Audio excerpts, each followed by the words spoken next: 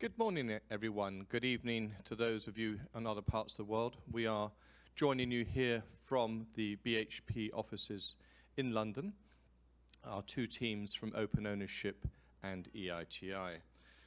And today we are welcoming you to the Global BOT Implementers Forum, Beneficial Ownership Transparency Forum. You'll hear us use BOT often, so bear in mind that acronym as we go forward. I'm Mark Robinson, the Executive Director of the EITI Secretariat. Today's sessions over the next few hours will delve into the opportunities and challenges of beneficial ownership disclosure, use and analysis at a global level. The EITI is pleased to co-host this Global Beneficial Ownership Transparency Implementers Forum with our partner Open Ownership, enabled by support from the BHP Foundation. As many of you will know, we're at a tipping point in moving from commitments in principle to taking action on beneficial ownership transparency. And the aim of this program that we're embarking on is to accelerate progress at this critical juncture. Opening Extractives is an ambitious global program delivered by the EITI and Open Ownership with that support that I referred to from the Foundation.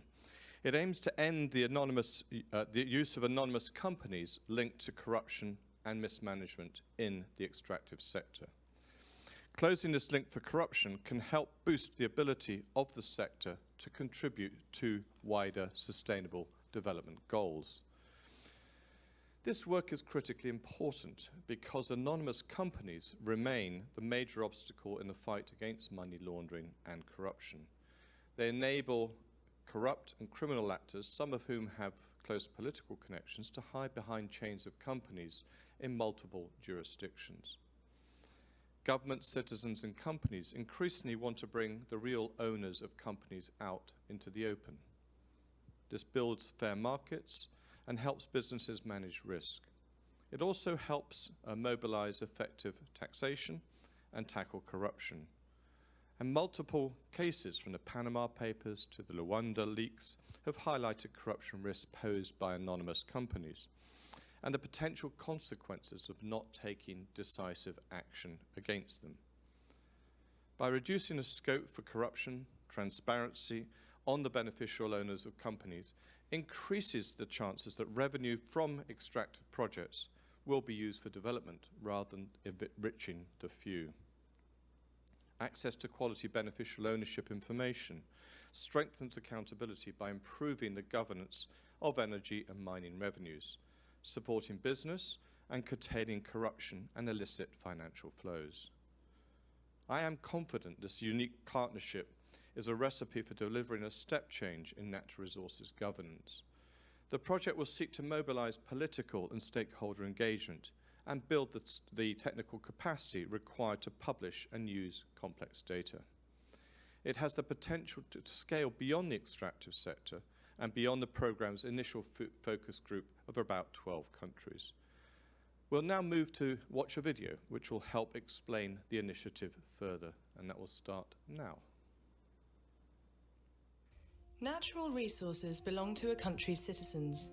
But too often, communities are not seeing the benefits. When the identities of those who benefit from oil, gas and mining are hidden, wealth from these activities can be diverted by corruption and mismanagement. This means less public funding for priorities such as healthcare and education, stifling opportunity and development. Knowing the true owners of extractive companies is key to solving this problem and ensuring citizens benefit from their country's natural resources. That's why EITI and Open Ownership are unlocking the benefits of ownership transparency. The lack of transparency about company owners in the extractive sector in Nigeria has been very problematic. That's why you have issues around illicit financial flows. Opening Extractives aims to make it much harder for anonymous companies to be used to mismanage the extractive sector. Closing this channel for corruption can contribute to development and help ensure that citizens benefit from their country's natural resources. The Philippines is a resource-rich country. and much is to be gained in ensuring good governance, accountability, and transparency in the management of our resources. Identifying the real owners of companies help prevent money laundering and other illicit financial activities. Opening Extractives will support over 10 countries. It will help governments make reforms which will disclose the identities of those who own and control extractive companies. The programme will work with stakeholders to support them to use beneficial ownership data. Citizens, governments and companies will use this data to improve how natural resources are governed. What we find will be shared worldwide to advance beneficial ownership transparency in natural resources and beyond. I want to look at what revenues they are getting, what taxes they are paying. I want to look at the laws governing the sector and how they have been complying with that. If we can find who is the ownership, we can make better cases to the judges. Working in these elements to fight political corruption in a very important sector of my country, that is the energy companies. Beneficial ownership register being publicly available to the people would help to reduce conflicts, would help to increase revenue that government is going to take. The country's natural resources ultimately belong to the people, and it is the right of every citizen to be informed of who actually benefits in the extraction and utilization of these resources. We are optimistic that the program could help us maximize beneficial ownership information in improving revenue and natural resource management. We are at a tipping point, and now is the time to act. As countries around the world face the challenge of climate change and the economic impact of COVID-19, sustainable governance of natural resources is essential. A solution can only be achieved if governments, industry, civil society and communities work together. By unlocking the benefits of ownership data, Opening Extractives ultimately aims to improve the lives of millions of people in resource-rich countries.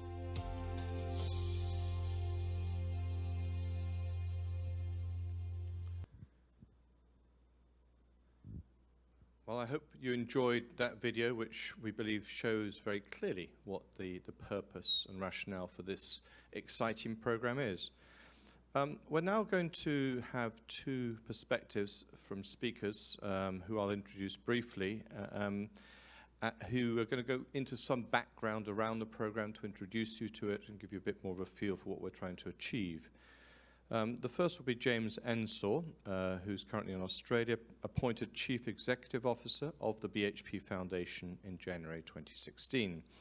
James has 25 years of experience of international development, including formerly as International Programme and Policy Director of the International Aid Development Agency, Oxfam, between 2001 and 2012. James currently serves on the faculty of the Cambridge University Business for Sustainability Leadership Programme and is a current board member of the Extractive Industries Transparency Initiative. Louise Russell-Prywata is Open Ownership's Director of Policy and Programmes. She manages technical assistance to governments implementing beneficial ownership transparency and oversees the creation of policy and thought leadership output. Previously, Louise worked within and consulted for a variety of civil society organisations and international projects in the governance and anti-corruption space, most recently spending 5 years with Transparency International UK. So, James, if we can turn to you first online, do please come in. Thank you. Thank you very much, Mark. In my brief remarks, I want to paint a picture as to why the disclosure of company information in the public interest is an imperative in the era that we find ourselves at the moment. The first of these reasons is because we're experiencing a global crisis of trust. Misinformation, disinformation, and corruption are all at the core of what we're now experiencing. It is a profound loss of trust in all institutions, whether they be corporations, the non-government sector, or governments. Left unaddressed, this is eroding the social contract, which is premised on citizens trusting that both governments and industry are acting in the interests of overall social progress. And indeed, we have all seen the consequences of this erosion of public trust and the social contract in recent years, whether that be in Hong Kong, in Chile, the United States, as well as through events which Mark has touched on, such as the release of the Panama Papers. Citizens are yearning for agency to understand the basis on which decisions that affect them are being made. And we also know that rebuilding trust cannot be achieved by one sector acting in isolation. Collaboration across industry, civil society and governments to solve issues of with common purpose and to take collective action is a prerequisite for achieving sustainable change. Enabling citizens to have access to information in the public interest and working in ways that enable cross-sector collaboration are at the core of the DNA, if you like, of the BHP Foundation. This is also at the heart of our global natural resource governance program, within which this new partnership with EITI and Open Ownership will be our 6th global initiative seeking to improve the governance of natural resources for the benefit of citizens. For example, our partnership with the Open Contracting Partnership, whilst in its early stages, is already delivering significant public benefit. Their work is addressing the number one corruption risk for governments around the world, and that is around government procurement. Through the partnership, we're supporting civil society to work with industry and governments to make government procurement systems in resource-rich countries more transparent, less prone to corruption risk, and to deliver optimal value for money for citizens from government income streams from natural resource wealth derived from extractive industries. So what does this mean in practical terms? One example, in Bogota in Colombia, our work has already exposed a $22 million government procurement price fixing scheme in the provision of school meals for children. Through a small, smart investment enabling transparency of information and data, as a result, we now have almost 1 million children receiving higher quality meals at lower prices through quadrupling the number of school meal suppliers and breaking that cartel. Turning to beneficial ownership, public information and cross-sector collaboration are both at the centre of this new partnership between the Foundation, EITI and Open Ownership. The issue of beneficial ownership disclosure is relevant across the entire natural resource value chain and central to reducing corruption risks in the sector.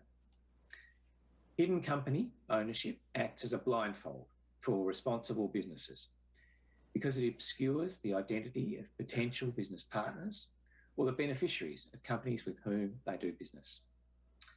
Conversely, beneficial ownership disclosure attracts responsible investment. It generates a more predictable investment climate and enables a level playing field for all companies in the sector. It follows that through attracting responsible investment, beneficial ownership disclosure ultimately enables governments and citizens to maximise the human development derived from their natural resource wealth, ensuring that the hundreds of billions of dollars of capital flows from natural resources are rightly channelled into health, education, infrastructure, and other essential services which can improve the lives of hundreds of millions of people. Events over the last 2 years make clear that there has never, ever been a more important moment in time for this program. Effective governance of natural resources, and in particular beneficial ownership transparency, is mission critical to addressing the dual challenges of the energy transition and the socio-economic impact of the COVID-19 pandemic. On the first issue, demand for climate-friendly minerals will skyrocket in the coming decade. This presents unprecedented human development opportunity for countries fortunate to be bestowed with those resources. It also generates unprecedented risk.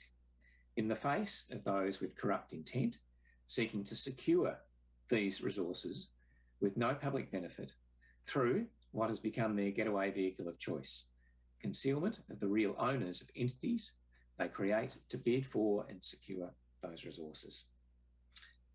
Similarly, post-COVID socioeconomic recovery programs in resource-rich countries will depend upon the ability of governments to effectively capture capital flows from natural resource wealth for the benefit of citizens. Put simply, every single dollar of taxation and royalty revenue will matter as never before if governments are to turn around the reversal of progress we have seen in sectors including health and education due to the socioeconomic impacts of the pandemic. There's a role for everyone here today in this forum, no matter the sector or the focus, to collaborate and to share and to play your part in making the step change that we need to make in this area. This is not just to make beneficial ownership transparency a reality, but to make sure the data is used. A solution can only be achieved if governments, industry and civil society work together, which is why the design of this program is so important and so potentially transformational. The BHP Foundation is proud to be partnering with EITI and Open Ownership in such a unique and powerful partnership. EITI being the natural global choice for driving multi-stakeholder collaboration across the resources sector, and Open Ownership for their deep technical expertise and ability to provide support to governments and other actors around the development of public beneficial ownership registers. Thank you very much, Mark. And thank you, James, very much too. Let me now turn to Louise for her comments. Thank you. Thank you, Mark, and thank you, James, for setting that context and really articulating clearly for us all today why this issue is so important and timely. And on behalf of, I think, both Open Ownership and the EITI, I'd like to extend our immense thanks to the Foundation for your vision and investment in making the Opening Extractives programme a reality. So hello to everyone joining us from around the world in this virtual room today. And I could see from the attendance list earlier that there's really a wealth of expertise in this room virtually today. Open Ownership is proud to partner with the EITI to unlock the benefits of ownership transparency in the extractive sector and beyond. So for those of you who have not yet worked with us, Open Ownership works exclusively on beneficial ownership data and policy. We work with governments to support them in collecting and publishing high-quality data, and we work with governments, companies, and civil society actors to use that data to deliver policy impact. We see substantial and growing momentum towards beneficial ownership transparency. 112 countries around the world have already committed to beneficial ownership reforms in one or more sectors of their economy. And Extractives is ahead of the curve, with several of the 55 EITI implementing countries already starting to make progress towards the requirement in the EITI standard for public disclosure of the beneficial ownership of companies in the extractive sector. However, beneficial ownership remains a comparatively new policy area, and the policy and technology support to make this an effective reality is in short supply. So in the sessions that follow today and throughout the Opening Extractives programme, I'm looking forward to hearing from many of you who are already starting to work through the practical steps and challenges of making beneficial ownership transparency a reality in your contexts. And my hope is that today we'll start to surface some of the insights from this work and raise awareness of the efforts that are already underway. So throughout the next 5 years, Opening Extractives as a programme seeks to really build on this and work with you, and our offer to you all is threefold.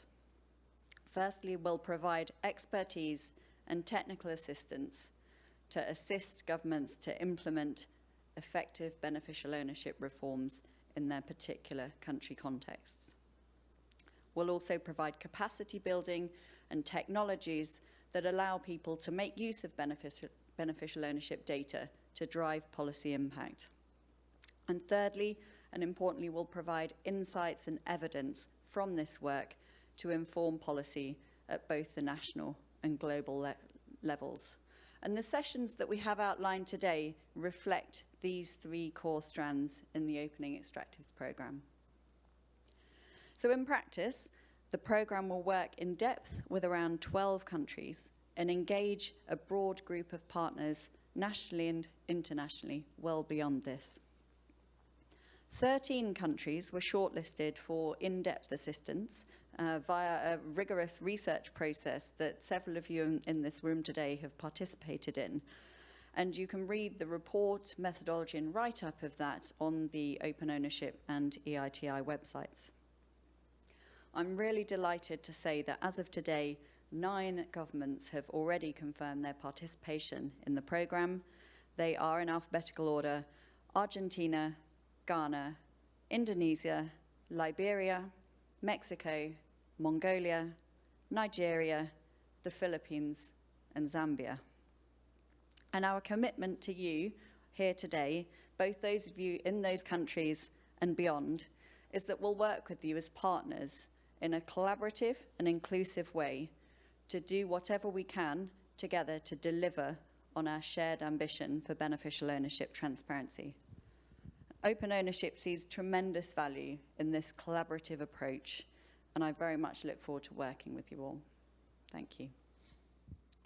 Many thanks, Louise. So we've now set the context for the day, and you're going to hear many speakers from countries that have expressed their commitment to joining Opening Extractives, from government, from companies, and those who will be closely involved in the implementation of programs designed to support the creation of beneficial ownership registers. We welcome the increasing number of people signing on to join today. We will continue to use this line. So as we break between sessions, please stay on and be patient. We'll tell you how much time there will be for breaks. One is coming up now for 10 minutes, so expect the next panel to be joining in 10 minutes' time. The speakers are terrific, they're well primed, and our technology, I hope, will make this a very rewarding day for you online. Many thanks indeed, and see you shortly after 10:30 UK time, 10 minutes. Many thanks.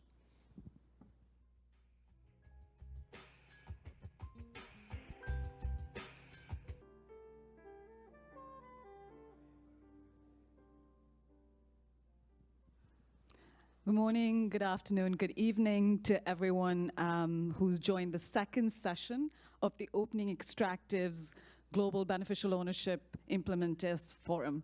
Thanks again for those of you who've been online, and for those of you who've just joined, welcome. My name is Basu. I lead policy for Open Government Partnership, and we're proud to work with the Open Extractives program. I am joined here by my colleague Peter Lowe from the Opening Extractive team, who's the country manager for Latin America and Eastern Europe at Open Ownership. I would like to congratulate Open Ownership and EITI on the launch of this really timely and critical program. We had a group here yesterday that met with companies that were promoting beneficial ownership disclosure as a key area that they would like to advance, and this could not come at a more critical moment. We've learned that political commitment for beneficial ownership has never been higher. We have about 110 countries across EITI, Open Government Partnership, and other areas commit to beneficial ownership, and we need to seize this momentum to advance implementation. In 2013, the United Kingdom was the first country that committed towards a public and open beneficial ownership register. And since then, we have only seen that number grow, as I just mentioned. In OGP alone, there have been over 30 countries who have committed to advancing beneficial ownership reform. However, we see this in various forms. A lot of these are, of course, EITI countries who are leading on the extractive sector and extractive sector disclosures. We have others who are advancing towards cross-sector registers, like Nigeria and Armenia. And we have those that are really advancing on the disclosure of open data according to the standards set by the International Open Data Principles as advanced by Open Ownership. Now, today's program is going to focus on a number of areas that are objectives of the Open Extractives program, and beneficial ownership disclosure or data disclosure is really key among them. For OGP, we see beneficial ownership transparency as a key anti-corruption reform. It is one of the best tools we have to curb illicit financial flows. And we are very, very keen to build on our excellent partnership with Open Ownership and EITI. And with the number of countries that are both EITI and OGP members, we have seen countries use the platforms in a complementary manner and amplify reform efforts, scaling reforms on beneficial ownership on the extractive side to other sectors. Even among these countries, we see a group of countries who have exceeded in this, endorsing principles that go beyond sectors, and who are part of what we call the Beneficial Ownership Leadership Group, a group that we co-convene with Open Ownership, and we hope more can join. Now, for beneficial ownership registers to actually be effective and not be just registers for the sake of them, we know that data needs to be both high quality and published in open data. Now, for some of the speakers today, this has been something they've been working on, and we will learn more about their experiences across regions. And this is not just a global north or a global south divide. This is not just a regional question. We really see efforts across regions today. And it is critical that this disclosure is done in a way that could be then integrated to other sectors and systems in government that are high risk, especially around contracting or licensing. Now, we know that the journey from commitment to action is not easy, and that's really the gap we hope that the Open Extractives program will help bridge and help our implementers really make that leap from commitment to action. So to discuss some of this, we have an excellent panel today, and I will be introducing them in just a second. A quick housekeeping note, we really encourage all of you to ask questions and share your implementation experience on the chat, and Peter here will help call on you once our speakers have made their interventions. So please keep your questions coming in chat, and we will note them and invite you to come speak.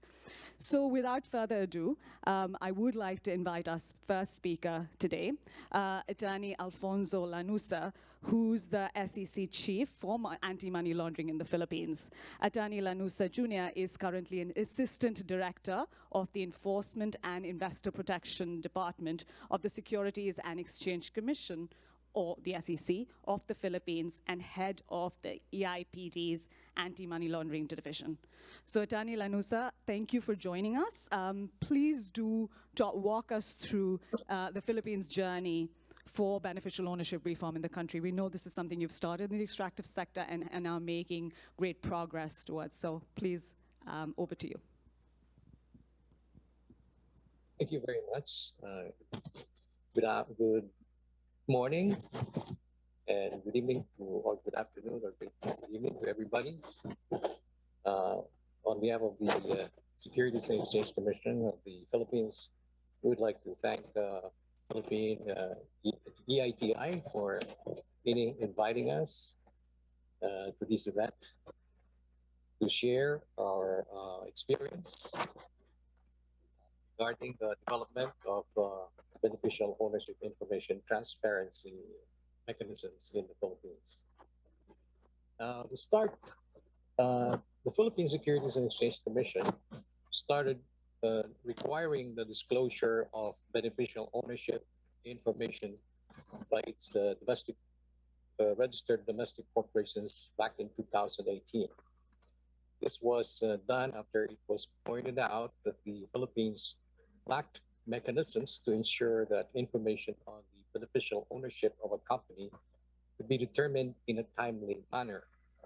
The SEC in the Philippines is both a company register and a regulatory agency that enforced and administered the revised Corporation Code of the Philippines and the Securities Regulation Code, both of which gave the SEC broad regulatory powers over corporate entities and activities involving the offering for sale or distribution of equity securities. Prior to 2018, registered corporations in the Philippines were already being required to file an annual report containing information, among others, on its directors, officers, and stockholders. This report was submitted in a form called the General Information Sheet. It did not, however, require the disclosure of beneficial ownership information the way it was defined by the Financial Action Task Force, or FATF, and other international standard-setting bodies. In 2018, the SEC promulgated Memorandum Circular number 17, series of 2018, as part of measures to ensure that information on beneficial ownership of companies registered with the SEC can be determined in a timely manner. This was later amended to include the different ways of identifying the beneficial owner through the different situations that would indicate ultimate ownership and ultimate effective control over corporations. Now, these memorandum circulars are posted online on the SEC website, so if you'd like to see this, the contents, the provisions in the memorandum circulars on beneficial ownership, they are accessible on the SEC website, the Philippine SEC website. Since the 2019 Mutual Evaluation Report on the Philippines by the Asia Pacific Group on Money Laundering, the Philippines has implemented measures designed to broaden access to BO information. This includes access to BO information held by covered persons through the Anti-Money Laundering Council, and access to BO information to the new GIS of the SEC. Covered persons are in the Philippines are required. When we say covered persons, those in entities which were subject to the supervision and regulation by different supervisory authorities in the Philippines. These financial institutions are required by regulation and law to conduct customer due diligence, which includes identifying and verifying the beneficial owner or the ultimate beneficial owner of their customers. As of December 31, 2019, a total of 223,406 corporations have submitted their GIS with BO information. This comprises around 39% of the total 571,192 active domestic corporations registered with the SEC as of the year 2019. And for 2020, a total of 209,959 domestic corporations submitted the revised GIS with the beneficial ownership page.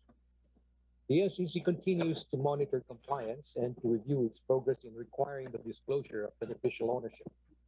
In order to compel compliance with the BO disclosure regulations, the SEC has initiated enforcement actions against corporations that failed to disclose their beneficial ownership information, either by their failure to submit their GIS or by failing to disclose their beneficial owner in the BO declaration. And one of the measures adopted by the SEC to improve the compliance rate in the submission of the GIS, which contains BO information, is to step up its monitoring efforts. Apart from the regular monitoring being conducted by the other departments of the SEC and the extension offices, it also has an anti-money laundering division, which has adopted a system of determining compliance with the BO disclosure requirement. The SEC also conducts inspections and compliance audits using a risk-based approach to determine compliance with AML's rules and regulations, including the disclosure of BO information. And at the same time, the SEC is implementing an outreach program in which it conducts webinars, conferences, meetings, and focus group discussions with various stakeholders to understand their needs and to increase their awareness and understanding of their obligation to disclose beneficial ownership information and the need for inclusion. We recognize the need to improve further the mechanisms for making beneficial ownership information accessible, not only to competent authorities, but also to the general public. And we also recognize the advantages of having such information publicly accessible, as this would enable people to know who are behind the entities where they are investing their money. However, This may require a broader legislative framework that goes beyond requiring the filing of annual reports and imposition of other regulatory measures for corporations through the issuance of administrative rules and regulations of the SEC. And moving forward, this would require the enactment of a law that would require all legal persons and legal arrangements to identify their BOs and register those BOs to the public authority. So that a study conducted on the legal framework that was intended to find out how to improve the framework, the process of obtaining accurate and up-to-date beneficial ownership information was conducted, and it recommended the enactment of a law, a Beneficial Ownership Registration Act, that would require BOs of existing legal persons and legal arrangements to be identified and their identity submitted to the registration authority. There are highlights to these comments. However, a law might take long in the making, so it was suggested that joint memorandum circular be issued by supervisory authorities towards the end, that these supervisory authorities require their constituents or those entities that they regulate to disclose beneficial ownership information. Well, that in a nutshell is the development of BO information transparency mechanisms in the Philippines. We hope I was able to provide you with sufficient information on how the Philippines and the Philippine experience in developing mechanisms to make beneficial ownership information accessible. Thank you very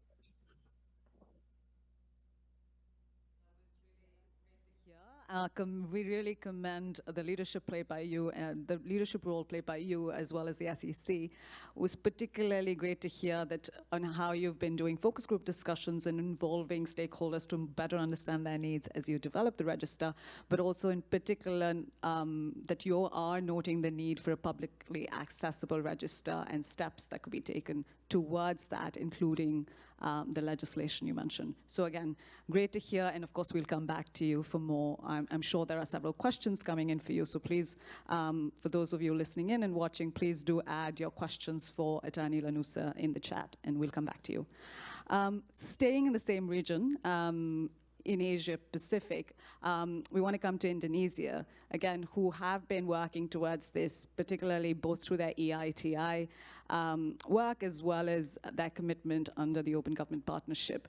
And from Indonesia, we have Sampai Purba from the Ministry of Energy and Mineral Resources, who will talk to us about the state of play in Indonesia, but also next steps you are looking to take, in particular through the Opening Extractives program. So over to you, Sampai. Thank you very much, Tonu. Good morning, good afternoon, good evening, and stay healthy for all of you who are with us now in this webinar. Thank you again for the opportunity being given to us to share with you all what we have done with respect to the beneficial ownership and also with respect to transparency steps that we are doing. I'm happy to share with you, probably not too much, but let me tell you what we have done so far with respect to how do we go to that steps and the pathway. If you see the recent progress with strengthened government commitment back to 2018 to full disclosure of company ownership through the issuance of presidential regulation and Ministry of Energy and Mineral Resources decree. So we have on the level of very national, we have the tone from the top, from the president, and that being implemented going forward in the ministerial level. It's also being stated, and we have full awareness that beneficial ownership disclosure is being also part of the 2018 national strategy to prevent corruption. So we have a very huge campaign, national campaign here, BO transparency is stated as being a key aspect of our countries to open government partnership objective. And that's why we are happy to be part of the OPO objectives or OG partnership objective that we are moving forward. And another thing is that currently our through Ministry of Law, where the registration of corporations is made, maintains a portal where company information, including the legal ownership, can be accessed. Of course, I expect some questions and to what extent the level of the openness is there. We are happy to discuss with you. But the point is being open and everybody can have access. And we'd like also to report to you all that the EITI Indonesia has started discussing BO back to around 5 years ago, 2016, and MSG, multi-stakeholder groups, published a 3-year EIT BO roadmap. We try to follow the roadmap and adjust it as necessary. The roadmap aimed to develop a framework for beneficial ownership reporting in Indonesia. It also how to harmonize laws and mainstream beneficial ownership data by creating a BO public registry. So we do something mandatory there. And also in October 2017, the Indonesian government hosted an EITI Global Conference on beneficial ownership, where high-level and technical officials from government participated to share best practices on beneficial ownership reforms.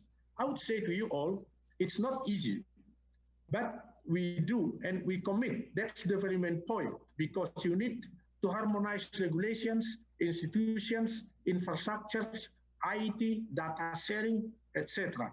But let me tell you to close my first statement here, that we are happy that nowadays beneficial ownership reform is high in the government agenda, and there is a strong interministerial cooperation to advance this reform. I really expect also some sharing from you, so that while we are building in ours, so we can learn from you, we can improve ours, and then hopefully we can achieve as per target as the roadmap that we have. I think that's for time being need to share, and I'm happy if there is a discussion or question with respect to this one. I give it back to you. Thank you. Thank you so much. That was really great to hear. Of course, we are pleased that beneficial ownership transparency remains high on the agenda for Indonesia, for leadership there. And of course, a lot of the challenges you mentioned, whether it's interministerial coordination, legislative harmonization, setting up the IT data systems, of course, there are challenges I'm sure others in the call will also be really well aware of, and hopefully we can have some of a discussion on that. But again, really great to hear that this is something that you are working towards, that disclosure is a priority you recognize and are working towards. Now we will hop continents and go over to Africa and our colleagues from there. We have Jeffrey Yates from the Liberia EITI there, and Jeffrey is the national coordinator of the Liberia EITI program. So Jeffrey, if you could tell us a little bit about the state of play on beneficial ownership in Liberia, and in particular, what does it look like in terms of disclosure and priorities there under the Open Extractives program? Over to you, Jeffrey. Thanks so much, and good morning from my end. First of all, let me say thank you for the invitation, and let me say on behalf of the multi-stakeholder group, we want to say thank you to the EITI for inviting us to participate in this program. And I'm just going to give you progress that we have made as a country in terms of beneficial ownership, and where we are and where we intend to go as a country. In 2013, Liberia, historically in 2013, Liberia was part of 12 countries initially that started the piloting of the beneficial ownership program. And we participated in the piloting project. And the intent of our participation was to set up a clear roadmap in terms of implementing beneficial ownership under the EITI standard in Liberia. So our participation resulted into the development. So we have made three layers of progress in terms of beneficial ownership in Liberia. One, we have developed a beneficial ownership roadmap. Two, we have done the issue of a beneficial ownership assessment of the country, and then three, we have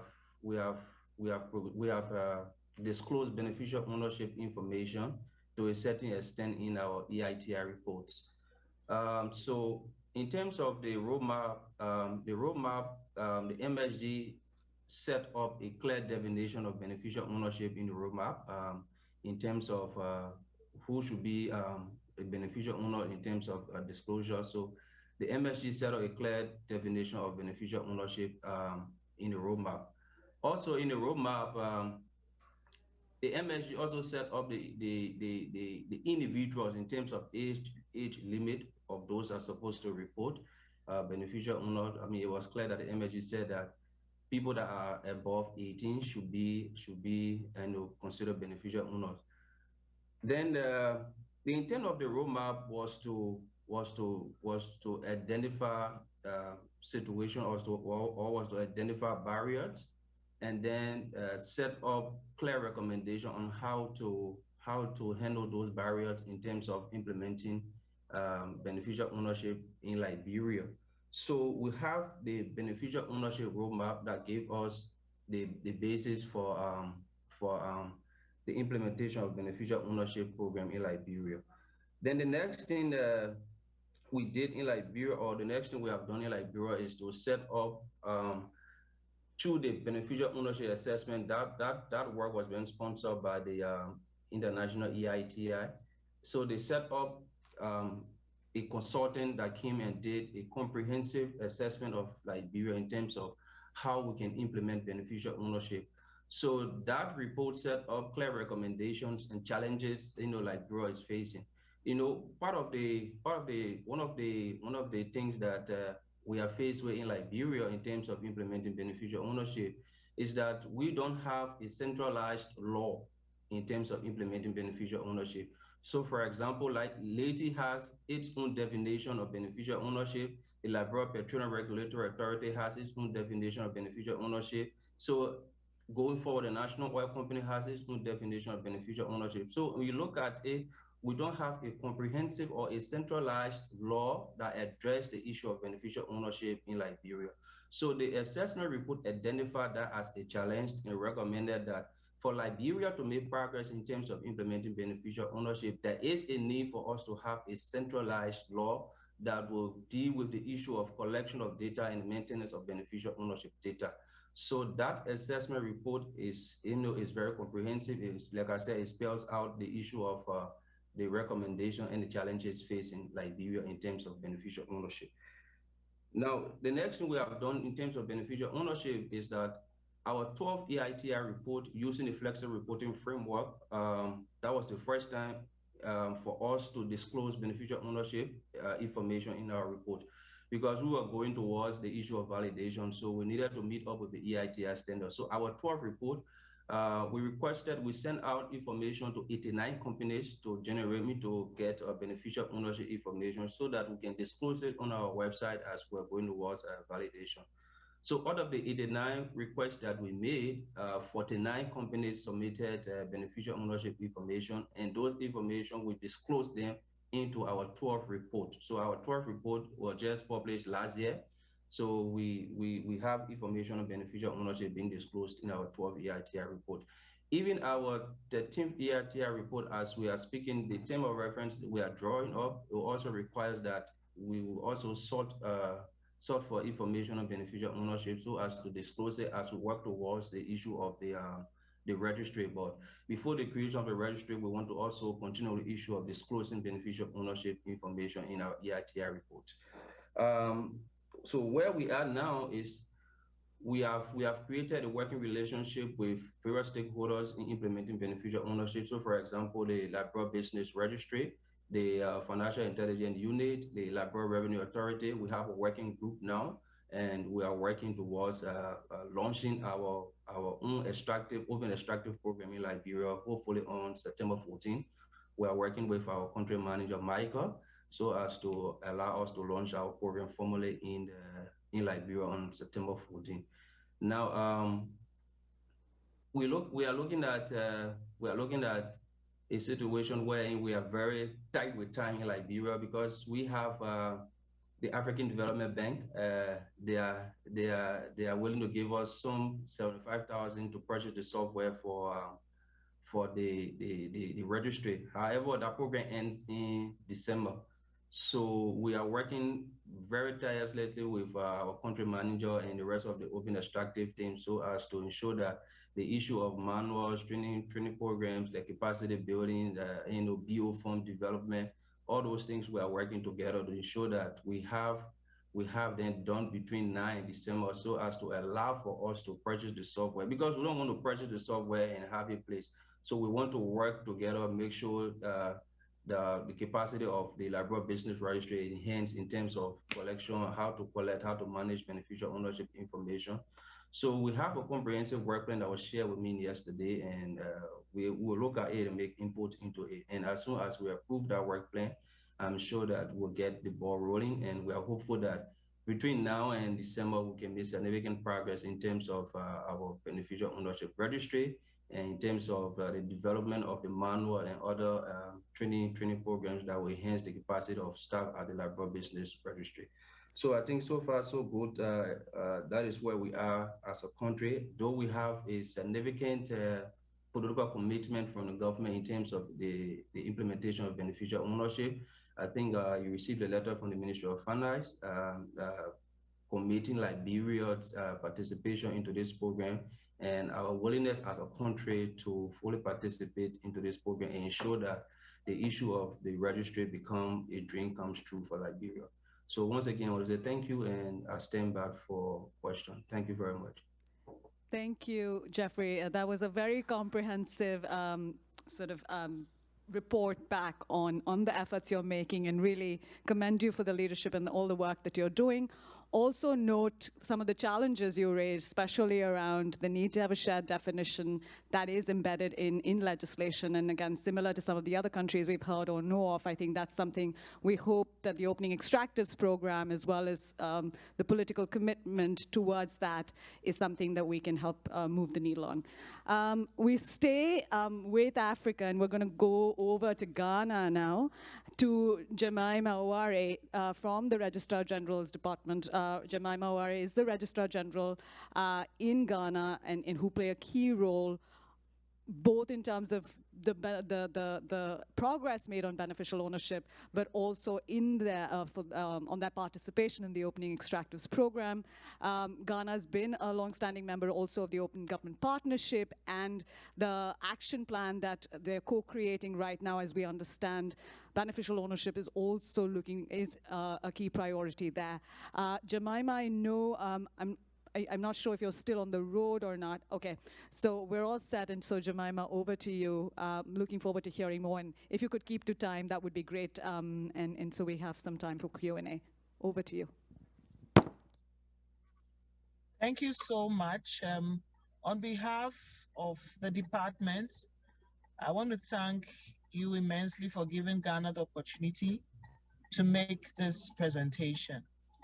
I must say that Ghana started ensuring that we have a beneficial ownership regime when Ghana's leaders made a commitment at the London summit in 2015.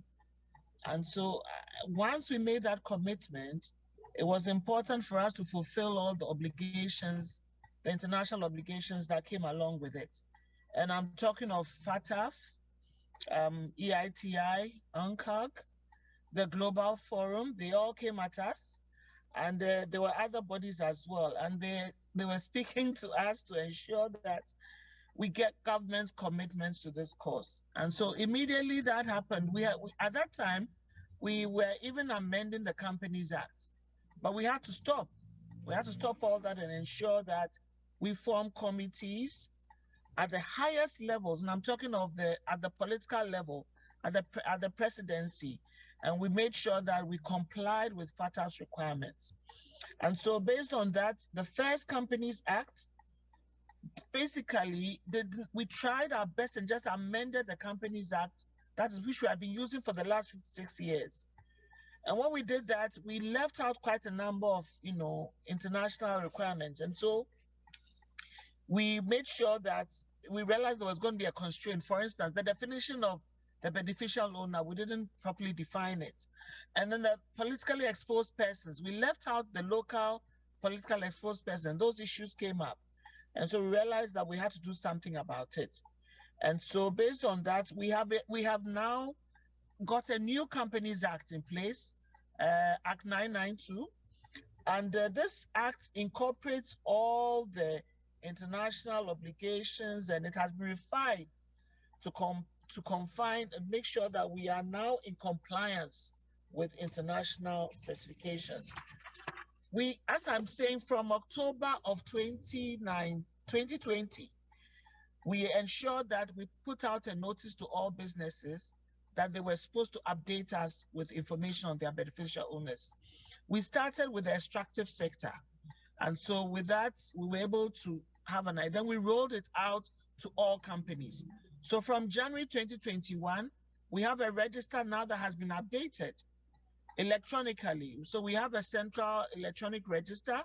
And so you cannot register any business in Ghana now unless you disclose who the beneficial owners are.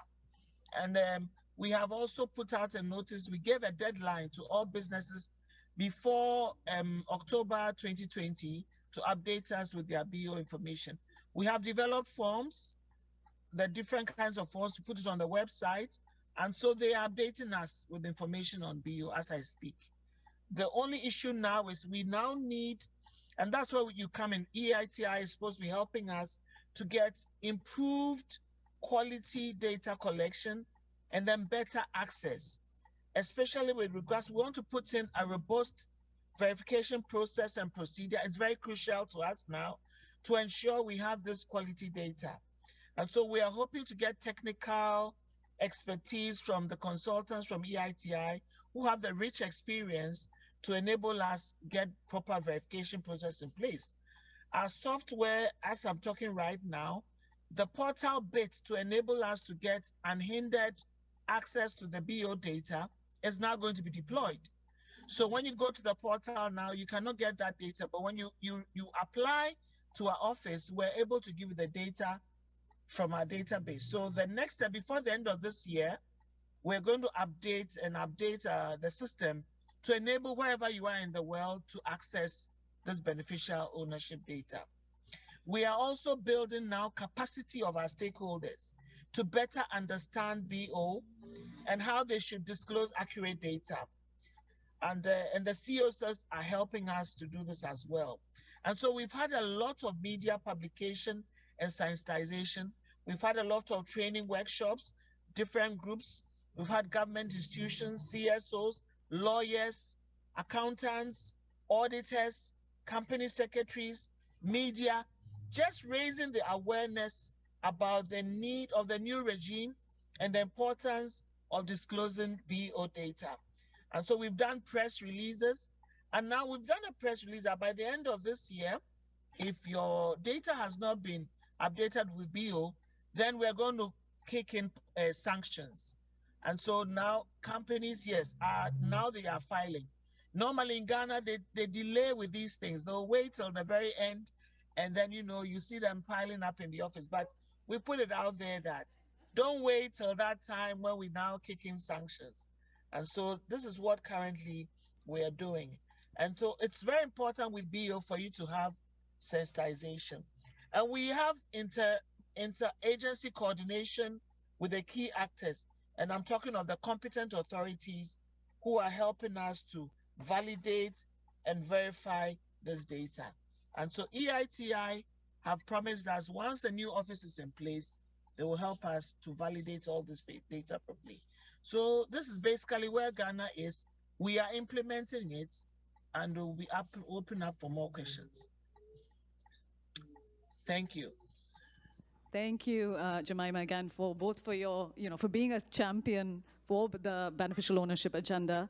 Very good to hear about the updated electronic register and, of course, the power of sanctions and how that gets people to get moving on collecting and reporting to you. But certainly, I think we will be looking to you to see how, both on the collection and building capacity of the agencies to work with that data towards disclosure. I think looking to see how you will work with the Opening Extractives team and make progress on that. So I think we've had a great set of opening remarks, and for all of you who've been patiently listening and watching this, I think we will come to you now for a set of questions for the speakers, and they've really touched a variety of topics, so we hope we are going to hear a good range of questions. So I'll invite my colleague Peter to share some of the questions that have come up, and we'll invite the folks up here. Thanks, Tonu. Thus far, we've had only one question. I hope that the initial responses will spark some more. The question we have here is from Gavin Heyman, OCP, for all the panelists, and he's interested in the question of definitions and thresholds.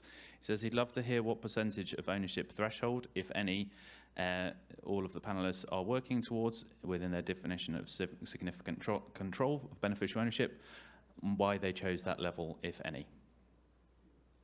Gavin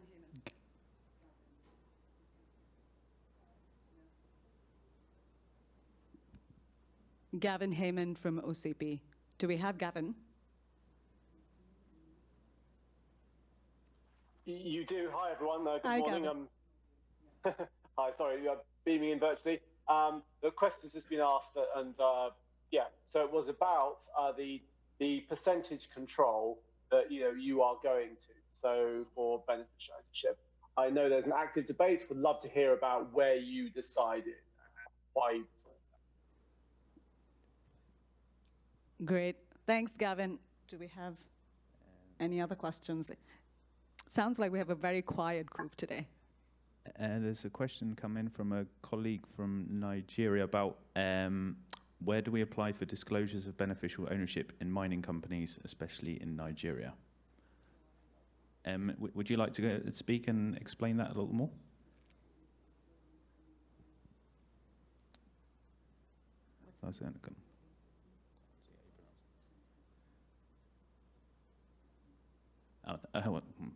Well, in the meantime, if we go to Samuel, who's got his hands up.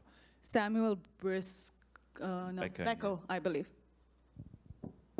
All right, thank you, and good morning and afternoon and evening to all participants. So I'm also part of the OE program, and I've been working with the Ghana team since 2015-16. I think one of the challenges, and Ms. Owari has done a very great job outlining some of the key achievements that we've had in Ghana. One of the challenges recently, and Ms. Owari has also been, bothering me on to find solution. And I want to hear from other countries, or even though some of the experts here, we had to give opportunity for companies to declare where they don't have beneficial owners, particularly if their shareholders or even ownership structure is below the threshold. In that case, it's not reportable beneficial owners. And we are seeing a lot of companies trying to write to us that they don't have reportable beneficial owners. And I've been reading around with the UK example and other examples as well. And I want to know if there are any, experts who have had to deal with it. Should we even give the chance to companies to say they don't even have beneficial owners at all? And I think that is where one of the challenges we're kind of facing in Ghana is. Excellent. Thank you very much for that question. We'll just take one more and we'll give the panelists a chance to answer all of those. So Tija from Policy Alert, would you like to unmute?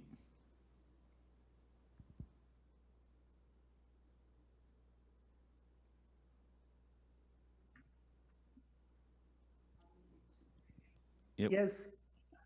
Yeah, go ahead. Hello, everyone. Hello there. Yes, we can hear you. Go ahead, please. Okay, good. So it's interesting to, excuse me, note that for the Philippines, it's the Security and Exchange Commission that's responsible for driving and actually enforcing beneficial ownership reforms.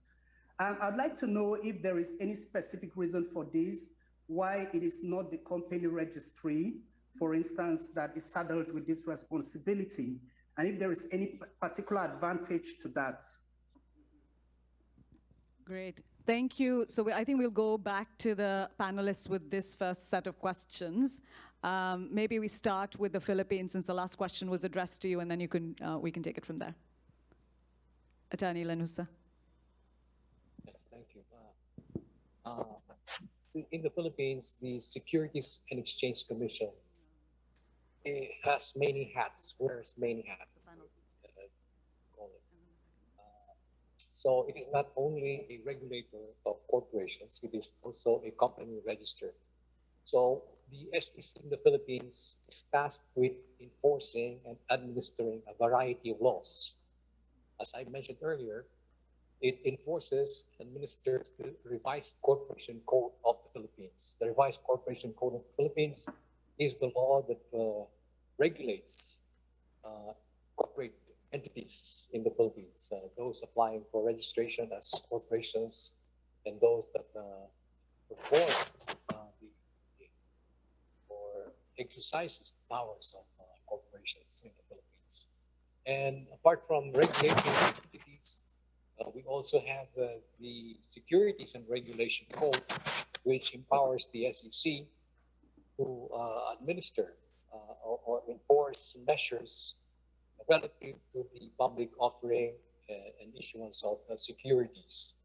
So the SEC in the Philippines is very much in that position to implement PO information transparency reforms. First, because as company register, it has the authority to require corporations that register with it and which acquires juridical personality by virtue of the registration with the SEC to disclose their beneficial owners. And yes, so that makes the Philippines in a really very interesting situation because of these various laws that the SEC is tasked with enforcing. So having been thus given the authority, it is able to issue administrative regulations. In the Philippines, administrative agencies have what is called as the power of subordinate legislation, in which in the process of implementing the laws which it is tasked to enforce, it is able to craft and enforce regulations that implement or applies the broad policies as embodied in these laws. So from there, the Philippines is able to initiate moves towards developing a framework, a regulatory framework that promotes beneficial ownership transparency. However, as I have mentioned earlier, this is not enough. In fact, in a study conducted, it was recommended that a beneficial ownership registry act be enacted in order that in order to have a broader legislative, in order to have a broader framework for promoting beneficial ownership transparency. I hope I answered the question. Thank you. Thank you. Thank you, Attorney Lanuza. I'll go to the other speakers in the interest of time, and if you could keep your responses brief so we could just take another quick round, I'd really appreciate that. So I'm going to just go in the order I see on the screen here. So maybe Jeffrey would come to you next if you want to take either of those questions from Gavin or Samuel.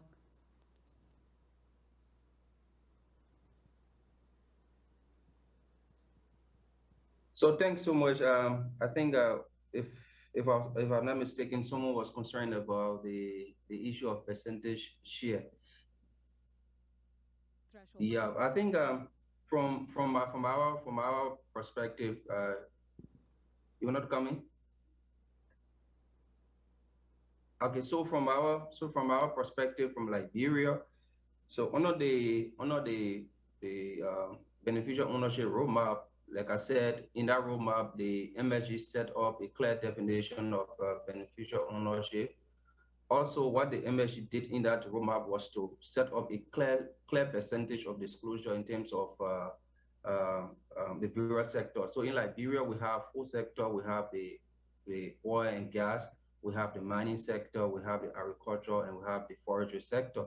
So for the mining, agriculture, and oil and gas sector, the MSG said that individuals with 5% share should be considered beneficial owners and they should make disclosure.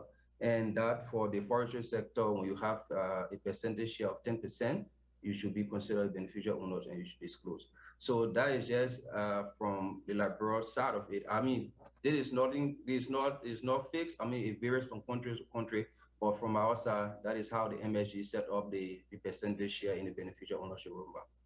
Thank you, Jeffrey. I think I'll yeah, go ahead, Jemima. From Ghana's side, yeah, from Ghana's side, we had consultants to walk us through the whole process. And so for the thresholds, in order to have a register that we could actually manage, for the high-risk sectors, we came at 5%, and we did this with stakeholders. So I'm talking of the mining, oil and gas, extractive sector, 5%. And then for the politically exposed persons inside, no percent. So whether you are in the private sector, once you're a politically exposed person, no percent. And then for the politically exposed persons in external companies, 5%. And for every other sector, 20%. And so what we've realized is people are not being truthful, actually, because they know that possibly they'll be paying a high stamp duty. They are still fronting, using Ghanaians to front as the beneficial owners. But I don't have any legislation that compels me to ask a foreigner to be a beneficial owner. And so you'll see them there as directors, but when it gets to who is the beneficial owner, their names don't appear. So until I catch somebody and then we issue sanctions, that is when possibly we'll be able to catch them. But for now, the thresholds, they are playing it that way. That is how it is in Ghana. Thank you, Jemima. And then finally, Sam, over to you. Did you have a response to either of those two questions? Okay, talking to me. Thank you very much. In our country, in terms of threshold, we have three things. One is direct. If it is direct, it means 20% of direct ownership on the shares. And also indirect, in terms of indirect, is probably you only have 1 or 2%, but you have a control and a very significant influence. You are also being pursued as you have direct control on that, and you have to declare as a beneficial ownership. And also with respect to the how about in overseas? Now what we have in our system is we ask them to openly declare how much they direct or indirect ownership in the term of with respect to that kind of thing. And it applies basically in the extractive companies such as oil and gas, mineral, and also and minerals and coal as well. I think that's in general that we have, and 2 or 3 ministries are involved there. We have Ministry of Energy as a sectoral, and the second we have Ministry of Law, and thirdly we have Taxation Office. So I think that's the set that I can give you with respect to those questions. Thank you. Thank you, Sampe. Great, concise response there. We'll take one more quick round, lightning round, maybe 2 questions, Peter? Yes. Next up, we have W. Lawrence who's the country director of Accountability Lab Liberia. So, if you want to please go ahead and unmute and ask your question. Thank you so much. I think this is a very good platform. I just have a quick question. I think I heard Jeffrey, yes, and Jeff, thank you for the presentation. But I see that if you have a company with multiple beneficial ownership, and that company basically is in multi jurisdiction, but yet is trying to infringe on a lower jurisdiction, like Liberia, for example, that doesn't have a central registry. What happens? Is there any international regulations that can sanction such a company, especially so when they are in a country where they're really infringing and abusing rights of the locals? Thank you. Thank you. We also had earlier in the chat here, apologies, I missed it, a question from Dr. Akezi from PW, Publish What You Pay, Nigeria. Do you still have a question? And if so, would you like to go ahead and unmute yourself?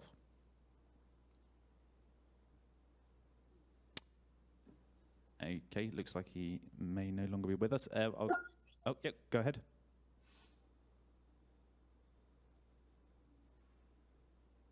No? Okay, all right.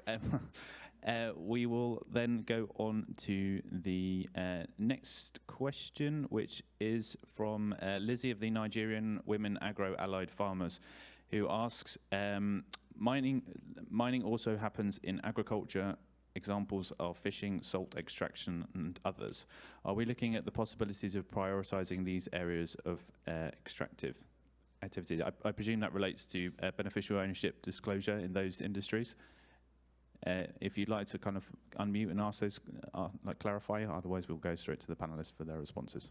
Yeah, I think maybe just in the interest of time, we might just do that. So I think I'll come back to our panelists, and if you could take those questions, but also, final remarks related to both challenges you see, but also your priorities of what you would like to work on under the Opening Extractives program. So perhaps a minute each, a lot to cover, but why don't we start with Sampe, start with you.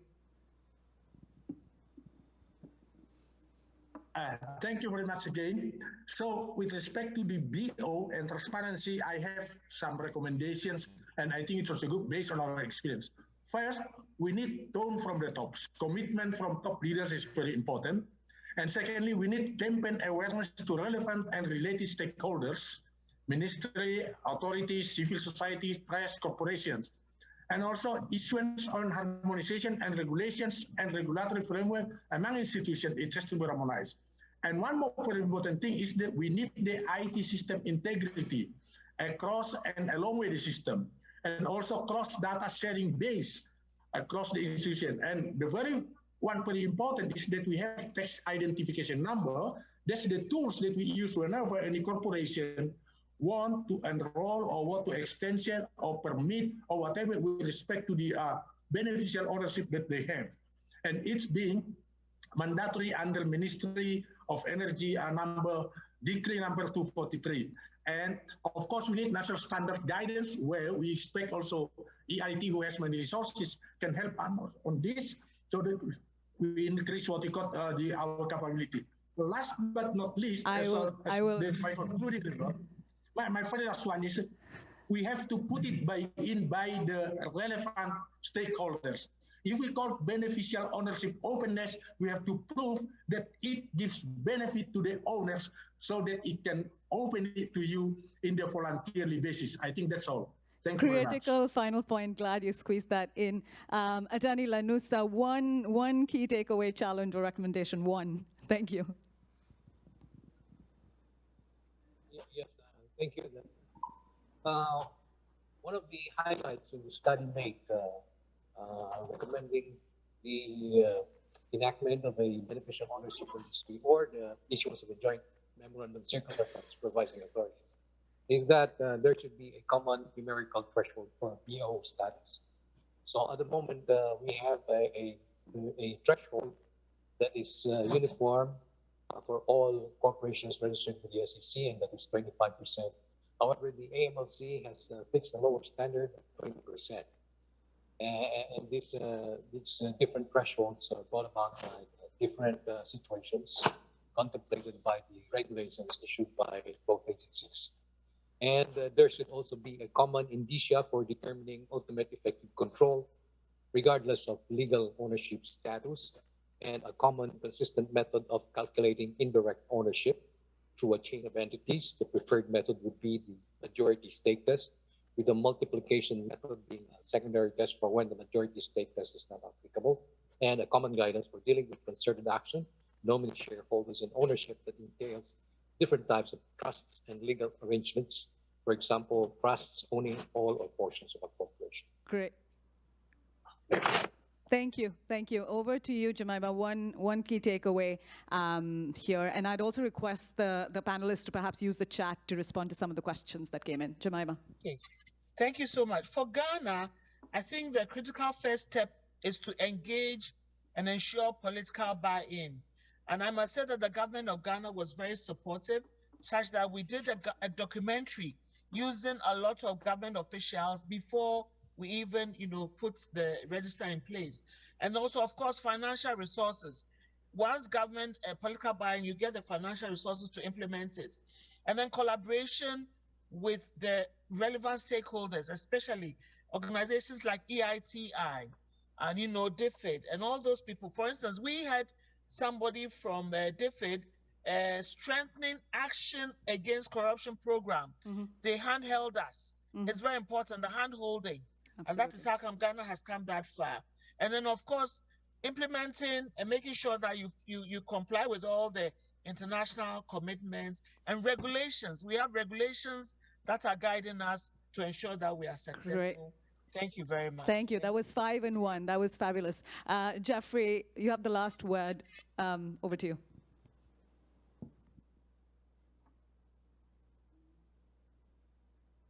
Okay, thank you so much. I think the issue of stakeholder engagement, having more inclusive participation in the development of a regulation for Liberia is something that we are currently working towards. Like I said earlier, we have the Liberia Business Registry, the Liberia Revenue Authority, the FIU, and the EITI. We have a working group that we normally share our ideas on.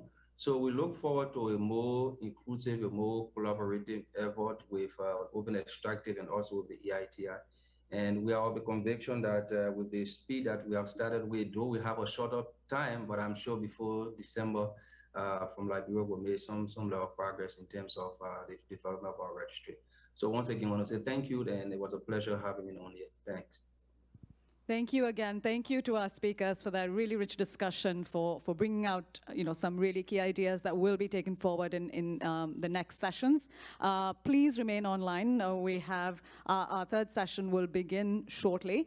And so a big thank you to everyone who dialed in, listened in, and for your questions. Please keep that going in the chat. And thank you to our production team here, and of course, EITI and Open Ownership for convening the forum. So thank you again.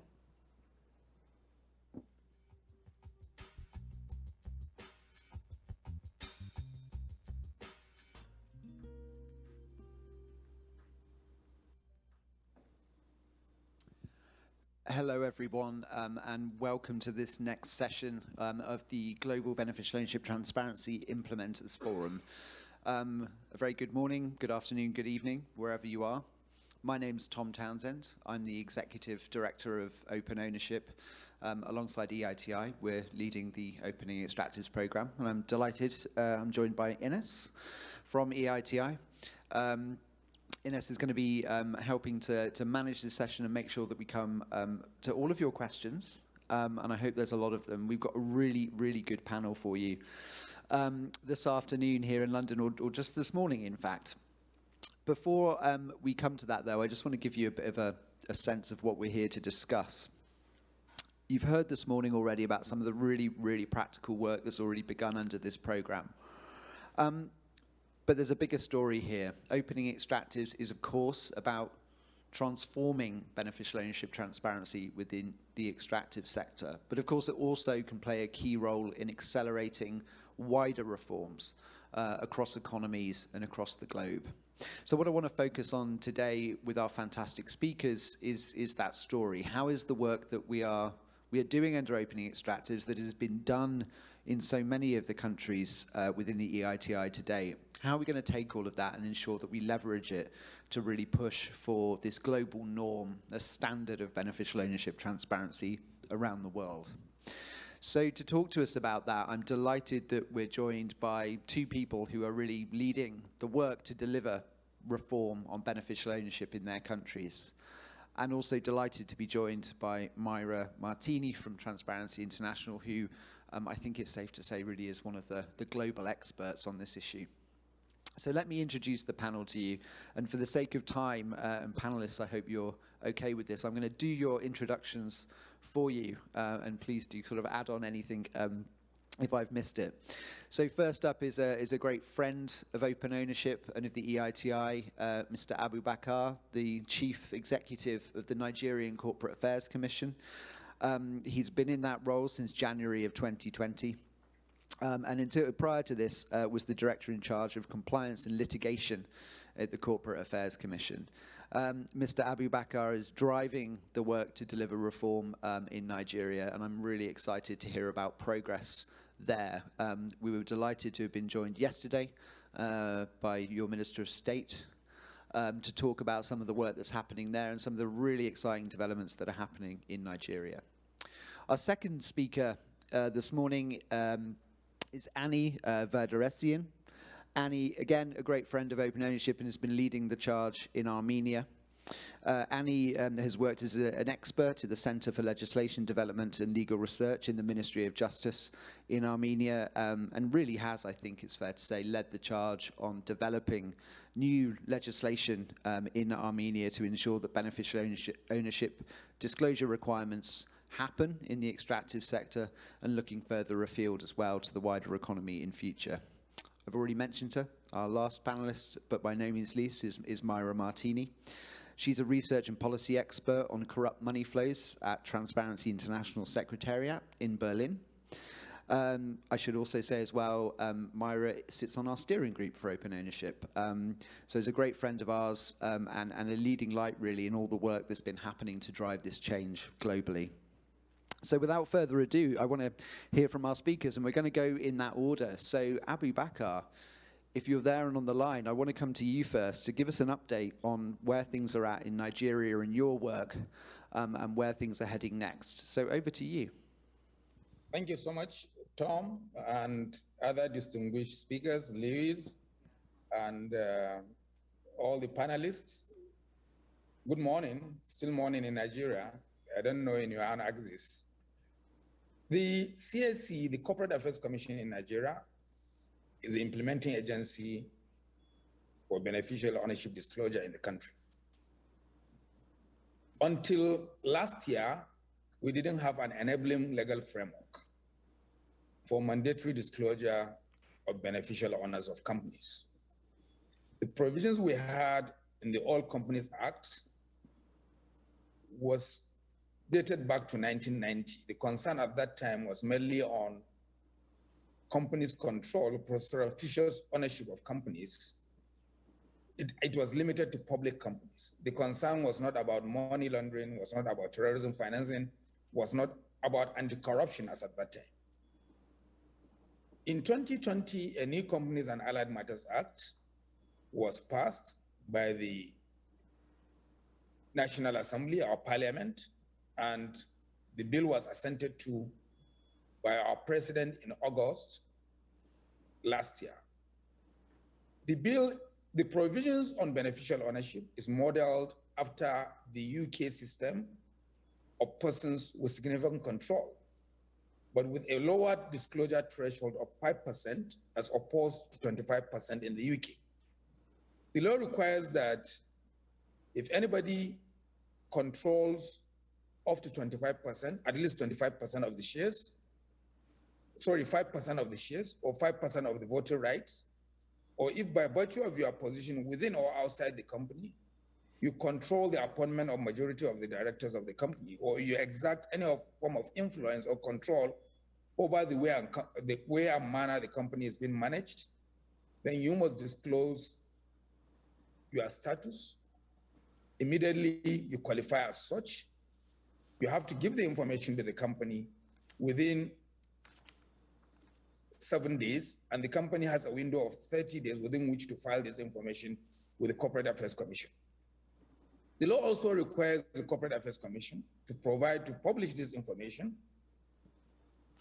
in its website so that any member of the public can access it at no cost. Since the 3rd of January this year, we've started collecting the information on beneficial or on persons with significant control. As we receive, is published immediately. For all companies registered from 3rd January to date, the information on persons with significant control is available on our website, pre.cac.gov.ng. For companies registered earlier than January this year, the disclosure starts when they are filing their annual returns. So at the point of filing the annual return, the company is supposed to disclose its PLCs. Thus far, over 50,000 companies have been registered from January to date. And as they register, because of the lower disclosure threshold, almost every company has a PSC. Only last week, the application for registration of limited liability partnership was launched. The provision of PSC also extends to partners in a limited liability partnership, and they are also required to disclose their PSC. So we've started collecting information on PSCs for limited liability partnerships. As we receive, this information is also published and is available to anybody, any interested person at no cost. We have a grant from the World Bank to support the implementation of beneficial ownership. We are working with Open Ownership and Development Gateway to broaden the disclosure threshold in line with global standard and to make it in open data format. The work is still in progress. We are working on the requirements. They are working every now and then with our technology vendors to ensure that the application is tweaked in a manner consistent with best practice, and that will allow for seamless exchange of information with other agencies, with other organizations like Open Ownership. And if any member of the public, either within or outside Nigeria, requires this information, he can access it in open data format. The major hurdle we had to cross in our journey had to do with the legislative process. The process started way back in 2017. The law was initially passed by the ex-National Assembly of Nigeria.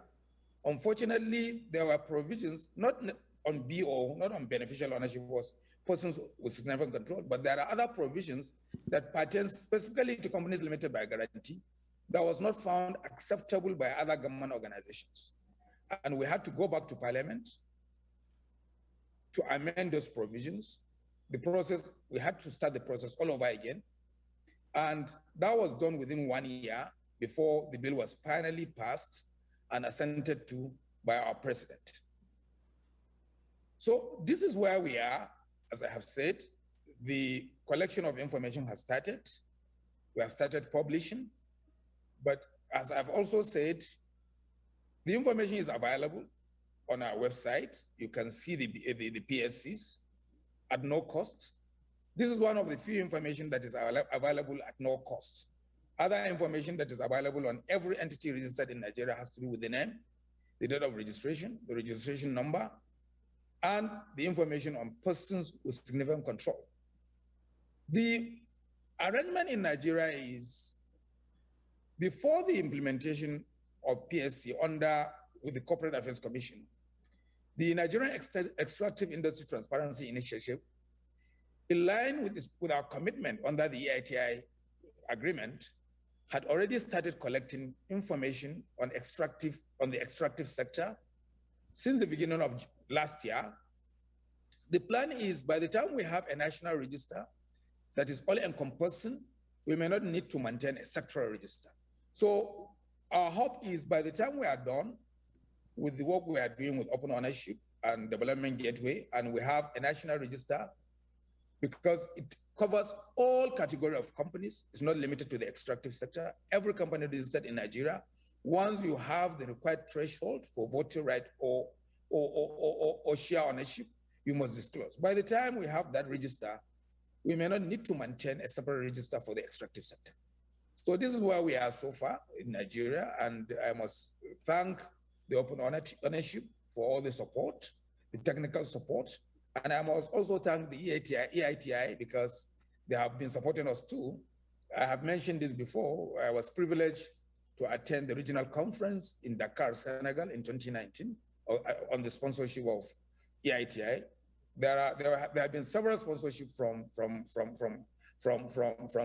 open ownership. They are uncountable, and we'll continue to count on your technical support and other form of support in our journey to have a register that will meet the expectation of all stakeholders. Thank you so much for listening. Abu Bakr, thank you.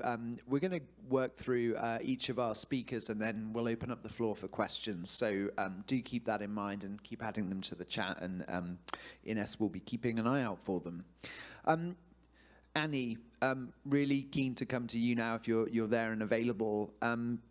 Tell us about Armenia's progress with mining sector publications, because we at Open Ownership and EITI as well have been delighted to see the first disclosures of beneficial ownership in the mining sector come live online in recent weeks under the beneficial ownership data standards. So tell us about progress to date and what some of those key challenges have been in implementing better open data in the extractive sector. Annie, over to you. Thank you, Tom. Thank you so much for inviting me to this event.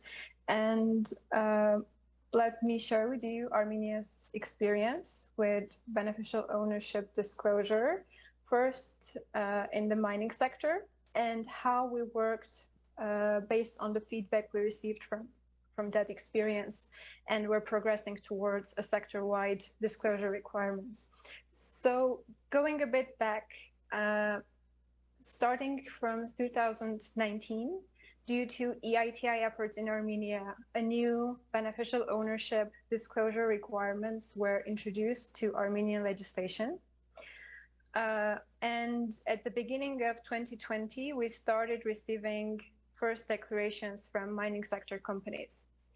Unfortunately, at this point, we didn't have our electronic system ready. So the first declarations that we got were in paper form. As you can imagine, this wasn't very useful in terms of using the data in the declarations. But we treated this as an opportunity for the companies to get used to the reporting requirement in general. And fortunately, within a year, so starting from 2021, the electronic system was launched, and mining sector companies are submitting their declarations now through that system. The previous declaration data from this previous declarations has also been inputted into the system. So now the system allows users to interact with it and to view the data in HTML, PDF, and JSON formats. So it was a really huge priority for us to make sure that the system allows this machine readable format. And we worked closely with our open ownership partners and with our IT consultants to ensure this availability. If I were to group the types of information that we are processing, I would say that we are now collecting information about persons, about entities, interested entities, about levels of ownership and control, and also about the chain of ownership. And this is all available in the state register webpage. We have also implemented rules of data collection, and we ensure that there are data validation rules in the system, and all this to ensure the quality of data in the state register. Unfortunately, this is still a challenge that we're facing. because companies are negligent towards some legal requirements, which, to be frank, can sometimes be confusing. So we are working on this, and we're thinking of publishing some PDF format guidances, some FAQ documents, and maybe amending our electronic system. What helps, as we've noticed, is adding as many drop-down options as possible instead of text options, text fields, adding validations to fields, different fields, as much as possible. And this has really contributed to increasing the quality of data and decreasing the number of negligent mistakes that the companies are making in this process. So we had this experience with Extractives, and we got a lot of feedback from companies, first of all, who are using the system, also from the public. And we did our own analysis of data and how the legislation was working. Based on that, the Ministry of Justice has initiated a new legislative package, amending the law where it was lacking in some aspects, and extending this disclosure system to all other legal entities in Armenia. And this will be done in 3 stages, starting in 2021 to 2023. We're starting with relatively high-risk companies and working towards smaller companies registered in Armenia. This legislation was adopted this June by the Parliament, and we also now have this new form of declaration approved by the Minister of Justice. Currently, we are working to update the electronic system, and we are also working on information campaign regarding these changes to hopefully smoothly launch this first stage of disclosure for this new group of companies. Along the way, we would also like to start raising awareness amongst state agencies and other interested groups about this data that we are processing and how this can be helpful to different stakeholders in their fields of work. And as my colleague, I cannot end without expressing my gratitude towards our colleagues from Open Ownership and also from EITI Secretariat, who have been assisting the government during this whole process that I've described. And I think personally, none of this would be possible without their ongoing support. So thank you once again for inviting me today. And I wish all of us a fruitful event. Thank you. Annie, thank you so much. And we should just draw attention to the amazing work that so many people in the Ministry of Justice have done over the last few years to make this happen.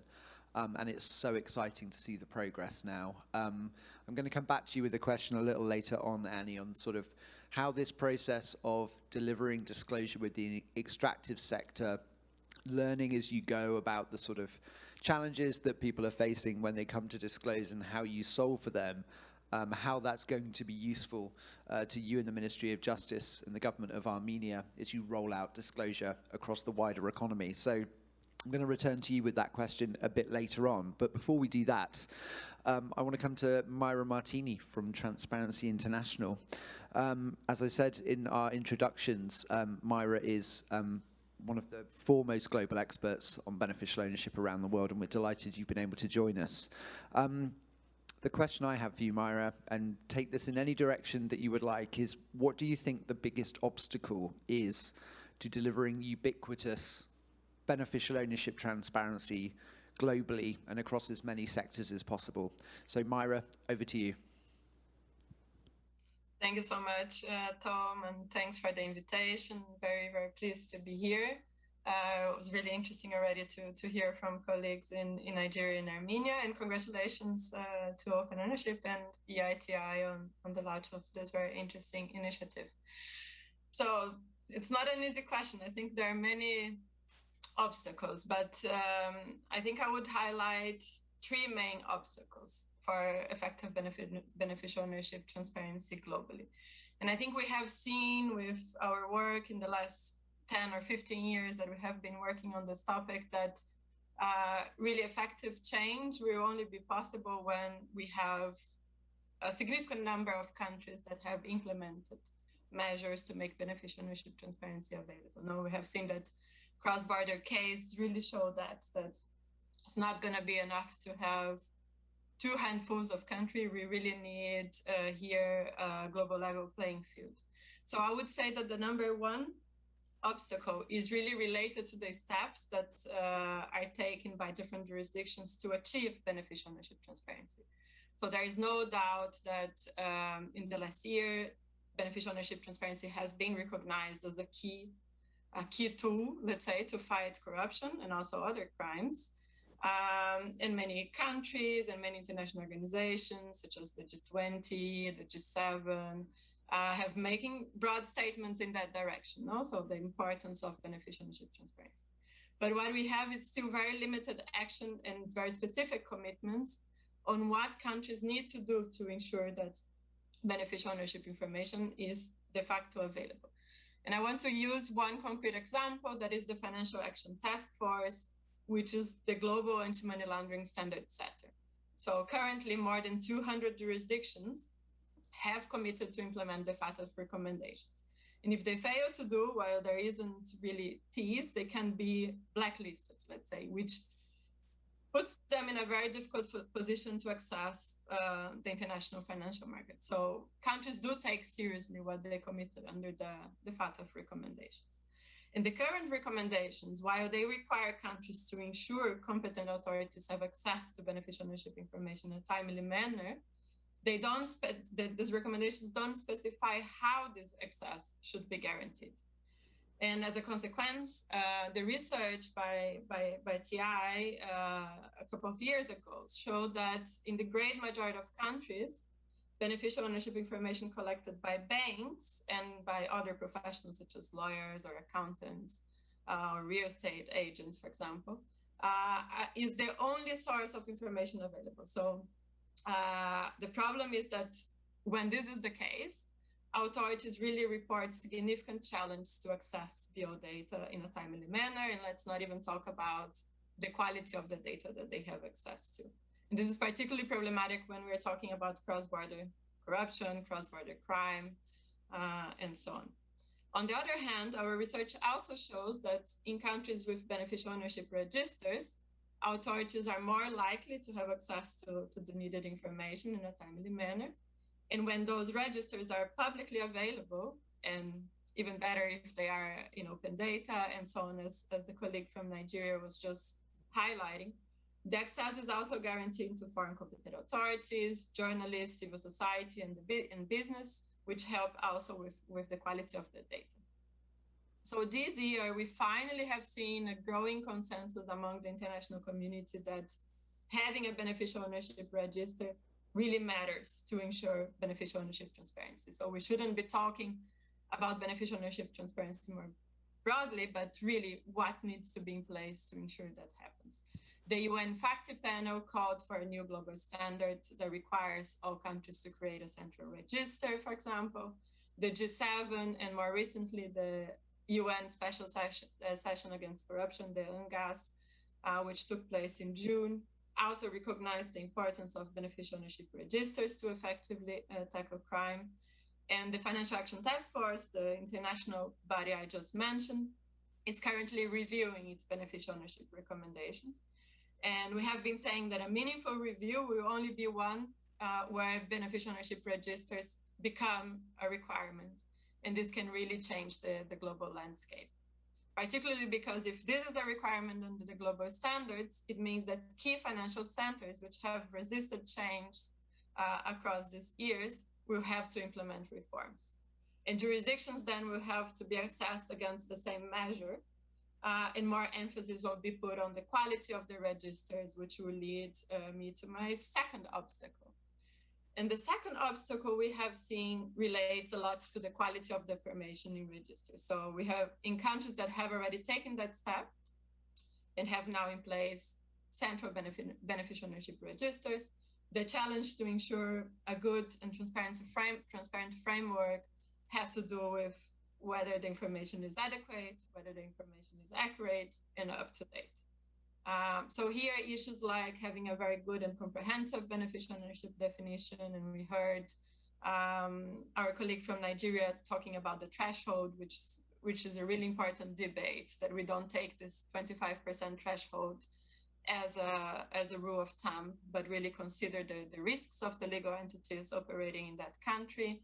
Then there are issues also of the coverage of the law. So what types of legal entities should be covered by the law and mandated to disclose their beneficial owners, which it's good if it starts on a sectoral approach, but it's really good to see it moving to cover other legal entities as well, and to be as comprehensive as possible. And then I think very crucial is the issue of verification of the data, which I also heard from the colleague in Armenia. So here, the problem is that registers have historically been set up as repository of information, right? So in most countries, the authorities will not have the mandate nor the resource to independently verify the information that is submitted by companies. And if we want beneficial ownership data and company registers more broadly, to be used in the fight against crime, this needs to change. We need register authorities to be mandated to conduct checks using other available data sets to cross-check the information, and as well as to take action when the information is false or leads to other broader suspicions. So authorities should indeed have the power to sanction those submitting false information, for example. And some countries have adopted measures to assess red flags using the data in the register or to independently verify the information. I give you two examples. One is Latvia, where when incorporating a company, the register realized that the address that is being used is a common address where there are too many other companies registered there. They submit the refer this information to the revenue authority for further checks, for example. And in Denmark or Belgium and Austria, the registers automatically cross-check the information on beneficial owners, shareholders, and directors against other national databases to try to identify potential loopholes or potential issues that could be suspicious. And the point made by the colleague from Armenia on having also the fields pre-selected and so on, those are also very important to make it more difficult for companies to not submit information or submit false information. And the last obstacle I would like to highlight has to do with loopholes that may impact beneficial ownership transparency. And I will highlight two of them. One is related to foreign companies. What we have seen is that in countries that have beneficial ownership registers and well-functioning and even public beneficial ownership registers, there could be loopholes allowing foreign companies that have been set up in countries where there's no beneficial ownership transparency to invest in that country and not submit any information.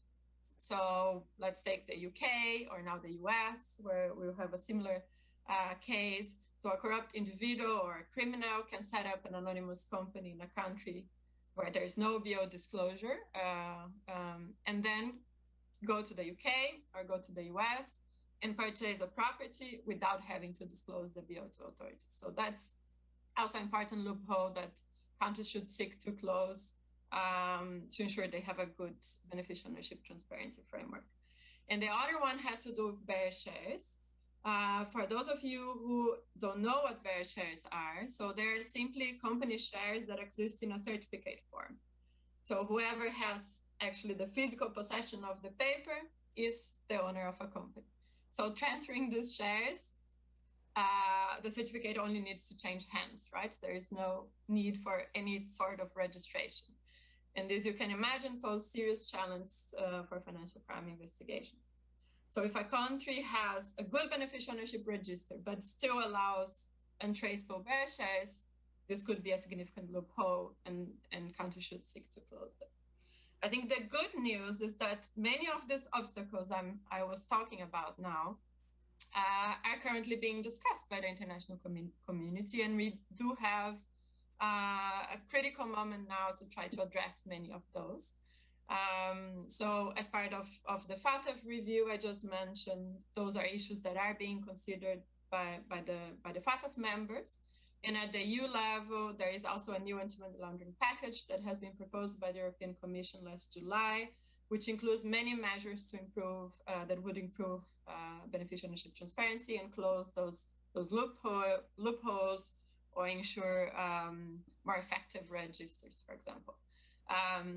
So it's really a crucial moment for us and for all of you working on this that are implementing to make sure that the standards, the global standards, move in the right direction. This will benefit every single country. It's only like this that we'll be able to achieve a global level playing field, and beneficial ownership can be then a very useful tool to fight crime. Thanks. Myra, thank you so much. You've given us a huge amount to talk and think about. So without further ado, Ines, can I come to you for questions from the group? Yes, and there's been a lot of great inputs in the chat and also responses to some of the questions from the experts among the participants. So thanks for sharing them in writing.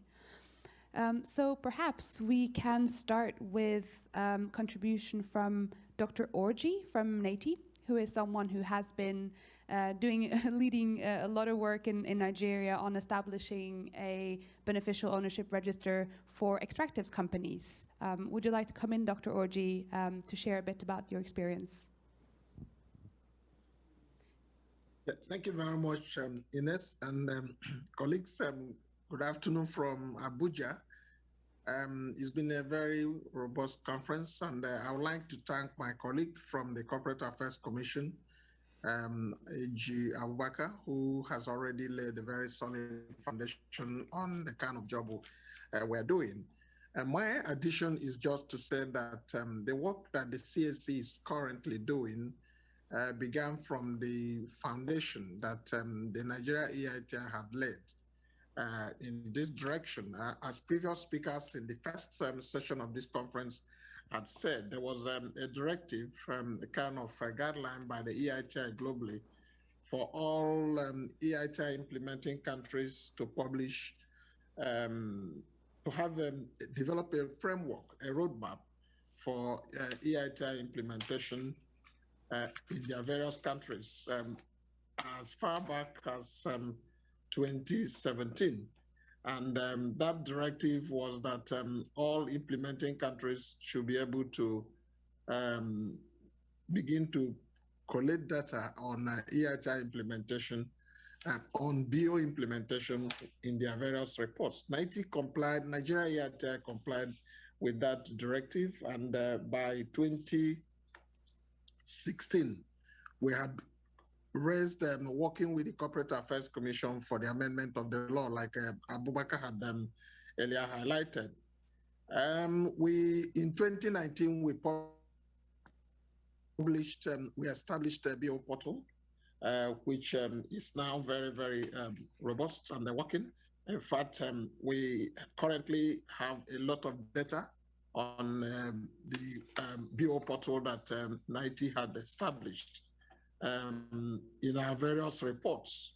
And we'll be building on that. Our reports currently, the 2020 report will be published in October this year, next month. We have 2019 report, 2020, and the 2020 report will be published in October this year. And the data for beneficial ownership are key, both in oil and gas and mining. Our initiative was to the fact that while it took a long time at the National Assembly to amend the Company Allied Matters Act, to amend it to be able to accommodate BO disclosure information, we in Nigeria EITI and EITI felt that it would be nice to at least establish a beneficial ownership portal that is only limited to be information, beneficial ownership information on oil, gas, and mining.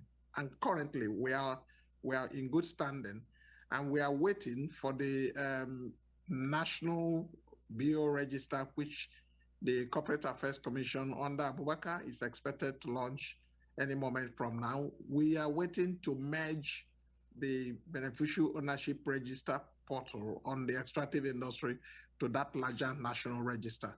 So we and CAC have also established a joint committee that covers all of about 21 other agencies that have either either warehouse or take custody or manage extractive industry revenues to be able to collate and collect all the biodata information and upload as soon as they are offered. So we are more concerned working with the working with the Corporate Affairs Commission in terms of development of robust content for that portal, for the national portal. So we're also working with the Open Government Partnership. We are currently also working with agencies at the subnational level to see how we can extend this information to states. Nigeria has 3 levels of government: the federal, the state, and the local government. And we do expect that even if, and our revenue sharing formula also goes along that line. The federal government takes about 50%, they're about 48%, and then the states take 30% of revenue sharing, and the local government take the balance. Our concern is that even if we continue to work at the federal level and the less than about 38% of revenues that accrue in the states or transactions that accrue in the states are not well accounted for, there will still be a huge balance. So merging our effort at the subnational level is a huge challenge because this information is still not as the awareness is still low at the states and the local governments. And we do think as a large country, and the extractive industry activities and host community activities take place at those levels. We think it's important to be able to accommodate the subnational level. This is one of the challenges. And we are currently working with Development Gateway under a World Bank grant to be able to automate our process, to be able to make our data gathering process faster, more efficient, and very limited in terms of human interference. These are a number of areas that when Open Extractive was launched, we're very excited about that because these are some of the technical areas that will be expecting some kind of a level of support. Thank you very much. Thank you, Dr. Orji. It's great to hear that there are opportunities to build on all of these achievements and also extend the engagement with some stakeholders as well below the federal level. We do have a question also on Nigeria from Michael Barron. There are a couple of questions. So one of them is, if the obligation in Nigeria rests with the beneficial owners to notify themselves to companies, how does that feed through into enforcement? Does the company also have a legal obligation to identify its beneficial owners? And lastly, if a foreign beneficial owner does not disclose themselves to the company, who faces the sanctions? Abu Bakr, can you answer Michael's question? Yes, thank you so much for those questions. The legal framework provides that immediately one qualifies as a PSC or beneficial owner, he has to disclose to the company within 7 days. The way the registry works for people that relate with companies' registries, filings are made directly by the entities that are registered in that registry. Individual shareholders don't have any direct access to the registry to make filings on their own right. A company is supposed to compile its shareholder information, its directors, and other information that is required to be submitted to the registry. And they have to submit this information within a defined time frame as provided in the law. So if somebody qualifies, maybe he has 5% of the shares, the law requires him to disclose that to the company within 7 days. And the company has 30 days within which to file this information with the registry. And the law has further provided that if there is infraction, maybe the individual did not disclose this information to the company and the company is unable to file the information with the registry, then there are sanctions. The sanctions are in form of penalties. There is a daily default penalty against the persons that failed to make this disclosure. But because the Commission deals directly with the company, there is no relationship with the PSC directly. The law has indirectly imposed an obligation on the company to seek out for the PSC to collect this information and file this information with the registry. If they fail to do that, then they will be responsible. On foreign companies, regardless of the source of origin of a company, our disclosure covers individuals and corporate bodies. As I have said, our law is modeled after the UK model of persons with significant control. So, and it applies to all forms of entities, including public companies. It's not just limited to private companies. So why a foreign company owns shares in a Nigerian company, provided those shares are up to 5%, they have to disclose. And when they disclose, they have to disclose the evidence of registration of this foreign company and other information pertaining to its directors to the company. And the company has to provide the information. At the moment, we don't have a system for verification of the information that is filed. In fact, the law is silent on the issue of verification of information. But particularly for Nigerians, we have seen cases where sometimes the identification being submitted at the point of registration may not necessarily be correct. What we require presently is, before you register, you have to provide evidence in form of either the data page of your international passport, or your driver's license, or your national identity card. In some cases, these identities are cloned. So we are at the verge of integrating our database with the central database for national identification numbers issued to citizens. We have an agency of government, the National Identity Card Management Database, that maintains records of all Nigerians that have been issued national ID.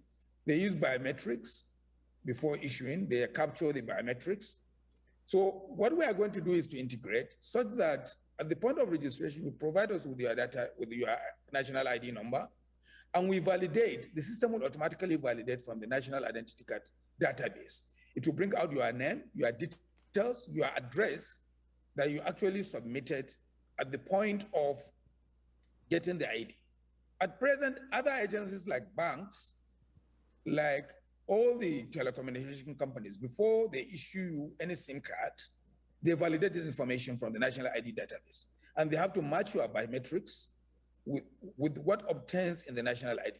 We may not have the biometric feature, but the mere fact that we'll be able to validate the information you are submitting to us will go a long way in ensuring that the individual that is providing this information is actually the correct person based on the national data as maintained by the National Identity Card Management Database. So for foreign nationals resident in Nigeria, they are also required to obtain the national identity card. So their details will also be in the database.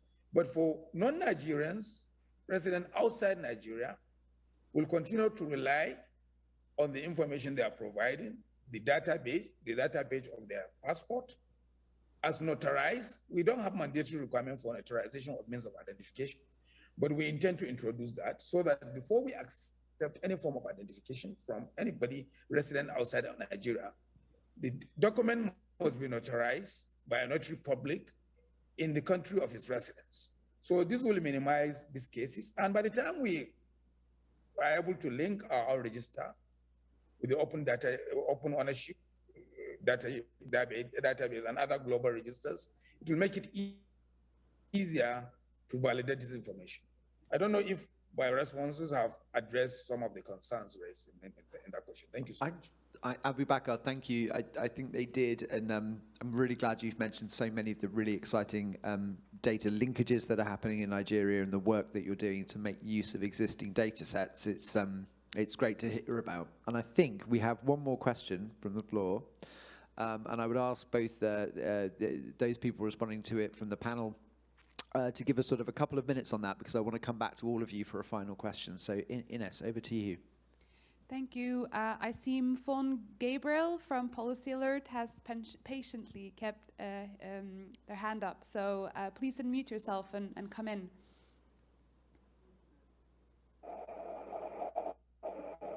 Thank you for this opportunity. Okay, so this has been a great engagement so far. My question goes to the... Sorry, Mfon, we can't hear you. We can't hear you very well. Could you try to speak a little bit closer to the microphone? Okay. Hear me now? Much better. Okay, all right. So my question goes to the DG CSC Nigeria. He made mention the fact that disclosures covers both public companies, private companies, and all other entities.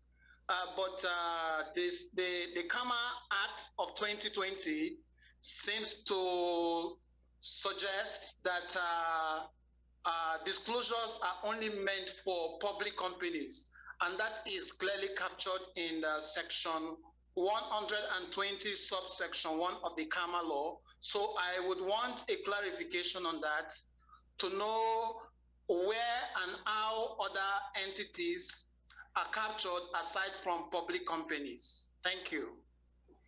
Thank you so much for your question. Abu Bakr, that's a technical and detailed question, but I'd ask you to maybe give us a short answer now. Yeah, section 119, you have to read section 119 of the KAMA 2020. It's clear from the section 119. Notwithstanding the provisions of section 120, every person with significant control over a company, it didn't say public company, shall within 7 days of becoming such a person indicate to the company in writing the particulars of such control. And a company, after receiving or coming into possession of the information required under subsection 1, shall not later than 1 month from the receipt of the information or any change therein notify the commission of that information, provided that a company shall in every annual return disclose the information required under subsection 1 in respect of the year for which the return is made. The company shall maintain a register of persons with significant control in which it shall enter the information received from the company or any change therein. The company shall inscribe against the name of every member in the register of members the information received in portions of the requirements of this section. So this is not limited to only public companies. This covers all forms of companies.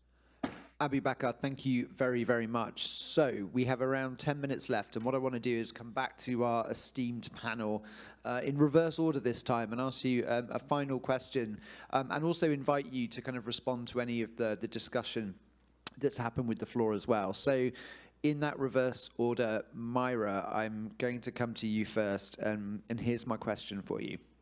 If we look ahead into the future, let's say 5 years to 2026, what do you think it's realistic to expect in terms of progress on beneficial ownership? And how do you see the speed at which this work is happening in the extractive sector supporting that vision? What's your most optimistic and perhaps least optimistic vision for the next 5 years on beneficial ownership? Over to you.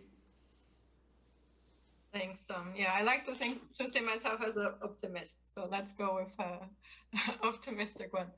No, I think it's, I really hope that the work you'll be doing even more now in the extractive sector will lead to more countries seeing the benefits of having this information available, no? Seeing the potential that having access to ownership data has, and how this can contribute to identifying conflict of interest, corruption, tax evasion, and many other crimes. So I really hope that in 5 years' time, we really have a very, very strong case that that's the only possible way. No, we need to have this information available. And I also hope that in 5 years' time, the debate has completely shifted to one that is about the quality of the registers. No, I think now we spend quite a lot of time discussing who has and which country doesn't have a beneficial ownership register. And I hope at that time we will be discussing who verifies and how it verifies, or how comprehensive a database is. So I really think we moved the debate to one that is more considering the needs of the users, more considering how the information is helping authorities across the globe. Brilliant. Thank you, Myra. And I hope so too. That's a really exciting vision of where we can be in 5 years. Annie, I'd like to come to you next. And I think get your recommendations for other implementers. So as you've talked about, Armenia made the step to create really effective disclosures in the mining sector and the extractive sector, and is now looking to bring those into the wider economy. So I'd just like to get your sense of what your kind of key recommendations would be for other implementers who are taking that same journey from starting in the extractive sector and moving more broadly. What have you learned from your experience, and what would you recommend others to do? Thank you for the question. I think that our experience starting with extractives was quite successful, in that choosing and working with a relatively smaller group of entities who are already used to various reporting requirements. They are usually supported by professionals who can assist them in the process. It's easier to work closely with them, and that's what we did. During the drafting of the legislation, during the testing of the electronic system, all of this has been done in close cooperation with their representatives, which has been very helpful. And I would really recommend governments to work closely with the group that they choose to start with. And in case of Armenia, since this sector is also of interest to public, it has also been easier to get CSOs interested in the policymaking process and receive their input and thoughts. And of course, the EITI support, because we started with extractives, has been crucial advantage as a starting point. I think one thing I would mention as a policymaker, taking this approach, it's a bit easier to go, overboard with reporting requirements if you start with mining sector, because it's easier to imagine that they can comply with stricter requirements and provide more details and more information. But when you look into, for example, a smaller business and try to apply the same rules, the details may not be relevant or requirement for a smaller business. So what we had to do after we tested the system for the extractives, we had to amend the legislation a bit to become more accessible for a smaller business. And besides that, I think being mindful of this gap between the extractives and, a smaller business who will eventually fall under this legislation also, I think it was a successful approach for Armenia. And I would recommend trying to take the same route. Annie, thank you so much. And I really encourage everyone listening to read more about the work that's happened in Armenia. We certainly published some information in the last week around that, and I know EITI will be as well. It's an amazing story. It's fascinating to understand what's happened. And I think there's a lot to be learned from everyone. So Annie, thank you. Mr. Abubakar, I will come to you finally for the last word. And I think to you, the question is something I think that Dr. Orji mentioned. What has been the impact on CAC's ability to deliver a beneficial ownership register for the whole economy from having that EITI register come online in December of 2019? How has that supported you to carry on the development of a larger scale platform covering many more businesses? Thank you so much, Tom, for the question. You have to learn from other people's experiences. It has actually helped us because it wasn't something new to the country. The work carried out by EITI with the support of Open Ownership and other stakeholders. And for us, we were lucky. Even the forms we're using for the disclosure were designed on the advice, were validated by Open Ownership.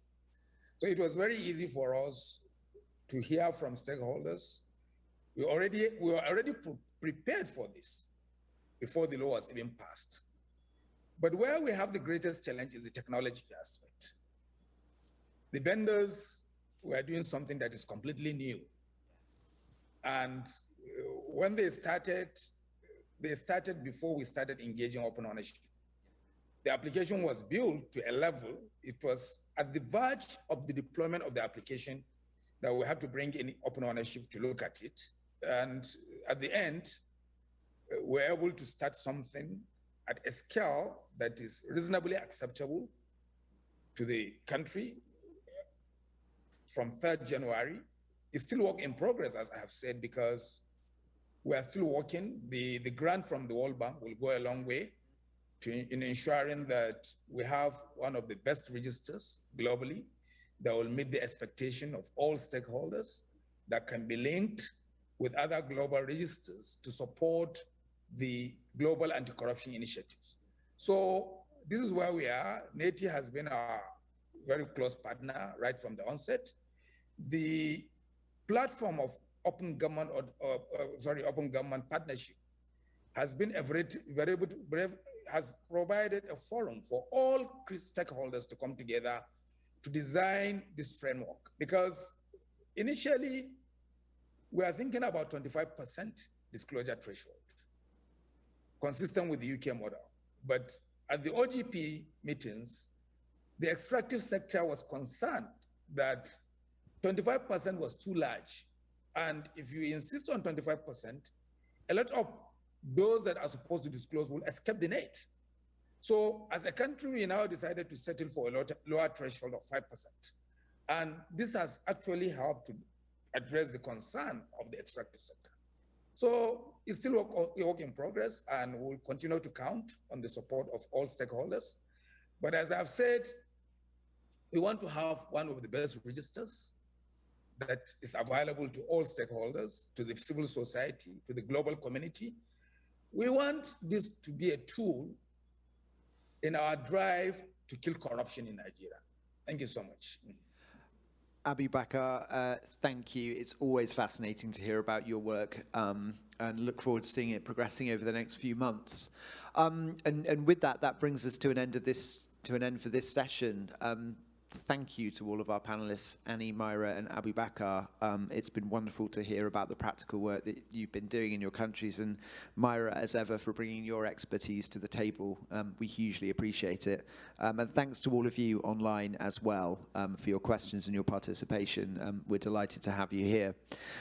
We will finish very, very shortly. Just one thing to say before we do that. We will be back for our last and final session this afternoon at 2 p.m. London time. It's important to note there is a different Zoom link for this afternoon session from the one that you're using now. Please join us. There's some really exciting speakers. I'm really keen to hear from them this afternoon, so look forward to seeing you then, and thank you.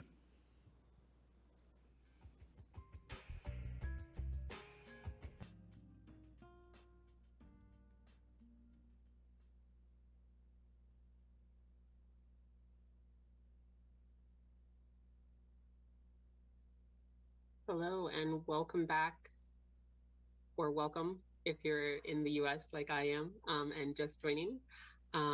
Great to have you back for the fourth and final session of today's Implementers Forum. My name is Erica Westenberg, and I'm the Director of Governance Programs at the Natural Resource Governance Institute, and also a member of the EITI International Board. I will be moderating this session, and we are lucky to have the opportunity to hear experiences and insights from experts across the globe today.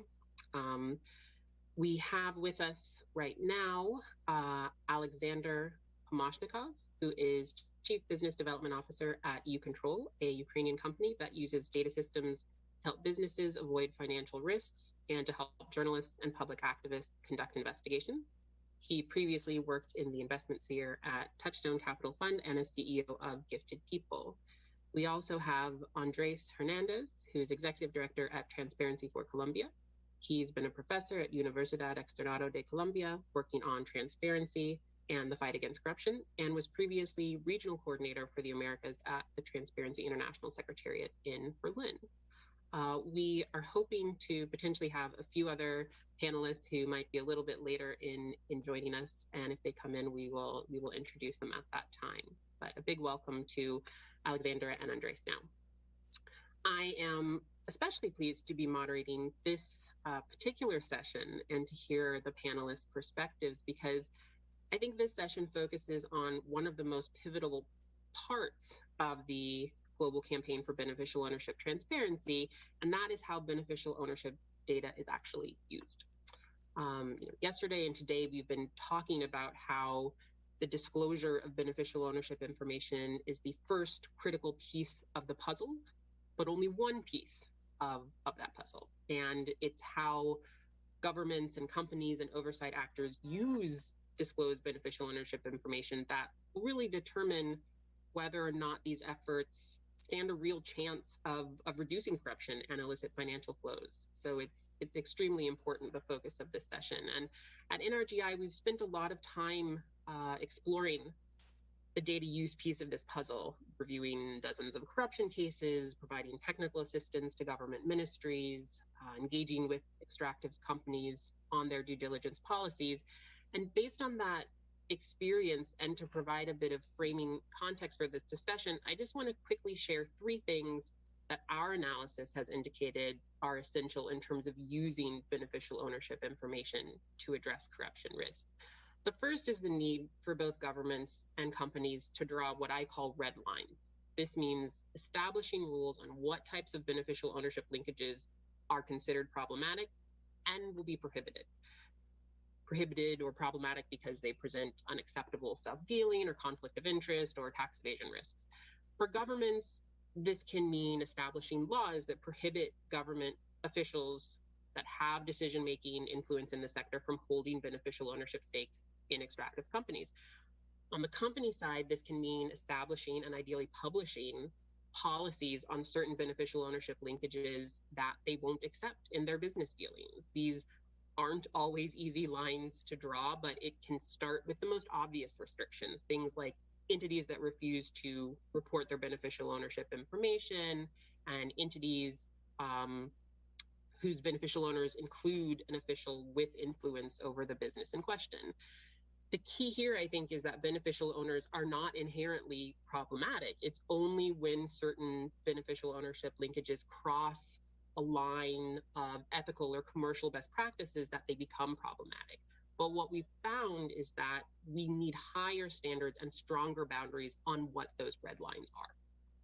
So the second thing we found is that governments and companies also need to set up screening procedures to proactively identify if and when red lines have been crossed. Again, on the government side, this can mean, for example, requiring companies applying for extractive licenses to disclose their beneficial owners, and then as part of the license allocation process, screening that disclosed beneficial ownership information to ensure that applicants don't have conflict of interest risks. So making sure that that official who's prohibited from having company stakes isn't actually a beneficial owner. And then I think on the company side, this can mean requiring beneficial ownership information from third parties that they're doing business with, publishing that information for joint venture partners, major suppliers, high-risk suppliers like agents. In addition, then screening this disclosed beneficial ownership information for basic corruption due diligence. Companies should also be applying harm-based screening. In other words, this is companies asking the question, what would partnering with this entity do potentially in terms of harming the country where we're working? Will it make corruption worse in that context? And civil society and media obviously have a critical role to play here too, in terms of external screening and holding governments and companies to account for setting and complying with high standards that actually meet public expectations for what's ethical and what's appropriate. And I think in these examples, you can see how robust public beneficial ownership registers can be the fuel that enables this type of proactive oversight and screening. To end, the third piece of the puzzle, in our view, is then, of course, enforcing consequences for all of this when there are problematic or prohibited beneficial ownership linkages that do arise, and inevitably they will arise. Essentially, this just means governments and companies following their own rules and policies once they're established and taking concrete actions when red lines have been crossed. So again, for governments, this can mean disqualifying an extractives license applicant if a company's beneficial owners present prohibited conflict of interest risks. For companies, this can mean not doing business with entities that don't meet their due diligence and harm-based screening standards. And again, it's clear that oversight by civil society and media to demand that enforcement is actually taking place will be critical.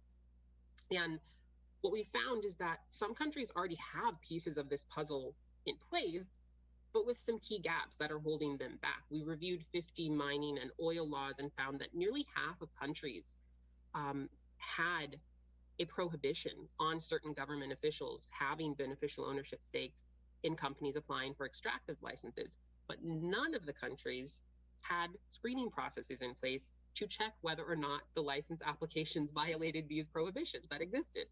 So to help ensure countries address these issues, we've tried to develop guidance on how governments can set red lines, how they can screen for corruption risks and license allocations, how they can enforce consequences, and if possible, I'll include that in the chat or the materials. And next month, we'll also be putting out some guidance that's focused on the company side of policy and action.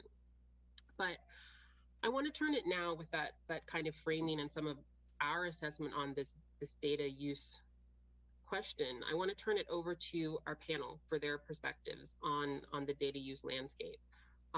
We'll start with the first round of interventions and then come back around for a quick roundup, quick reflections or recommendations from the panelists, and then open it up for questions from the audience. If I could please remind everyone to speak slowly, we do have interpretation, and also to remind participants that we will have speakers speaking in Spanish, so you may need to change the selection of your interpretation to make sure you hear that. So I'll start with you, Alexander. Your work leverages technology applications to advance the use of beneficial ownership data. In this space, what do you see as the challenges for governments? What's the potential that they have here for leveraging data in a better way and using technology to do so? Are the obstacles and opportunities different for governments versus companies versus civil society as data users? Yeah, okay. Hello to everyone. Nice to meet you. Then they know the ultimate beneficial owner, they can understand who we are dealing with. And then they take the data about the company for the most understandable situation, what kind of company and who's managed. And they solve the main business problem, forecasting and miscalculating risks, for example. And all this reminds, in fact, the moment then the example. Then they don't know the traffic rules and sit into the car for the first time with a driving instructor who explain the main and unspoken rules of the road. Being on the road, the most important is to be a predictable driver. The same challenge regarding beneficial ownership is faced by business and governments because it's critical for these areas to understand the intentions and predict situation in the relation to property, for example. Thanks very much. I like the predictable rules of the road analogy. And I see now that we've been joined by our final two panelists. So if you'll just give me a moment to introduce them, and thank you so much for joining. We're joined by Laura Rapolo, Argentina's Undersecretary of Mining Development. She's an economist and also a university professor and an active member of the UN's Subnational Competitiveness Network. She's also a member of the EITI International Board. And Khadija Sharif is the senior editor for Africa at the Organized Crime and Corruption Reporting Project, where she focuses on global illicit financial flows, political economy, and environmental predation. She's the former director of platform for the protection of whistleblowers and is a board member of Finance Uncovered. So Laura, Khadija, welcome to you both as well. I will keep going now with Andres, and then we will come back to both of you. We're just doing our first round of interventions. So Andres, you know, you've in Colombia done quite a bit of work and analysis using beneficial ownership information in Colombia. What have the challenges been, and what could have been accomplished with better information and better analysis? How do we get to those improved outcomes that you're seeking? Buenos días. I'm going to speak in Spanish, so just to remind to switch to the translation option. So, muchas gracias por la invitación. Es un gusto para nosotros estar en este espacio.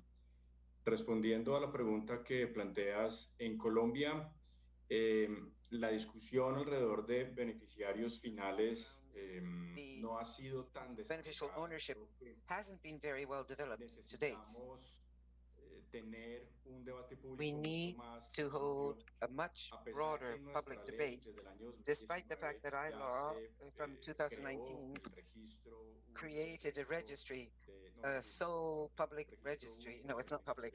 A sole registry of beneficial ownership. There's no evidence that in the country that any progress has been made in effectively putting into motion this registry.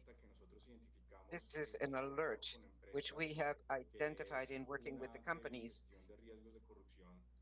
The risk of corruption at managerial levels. This has led us to start to inquire about the companies, about the importance of disclosing this type of information. And what we've encountered is that evidently there are many barriers to avoid publishing this information, and therefore that it can be used adequately.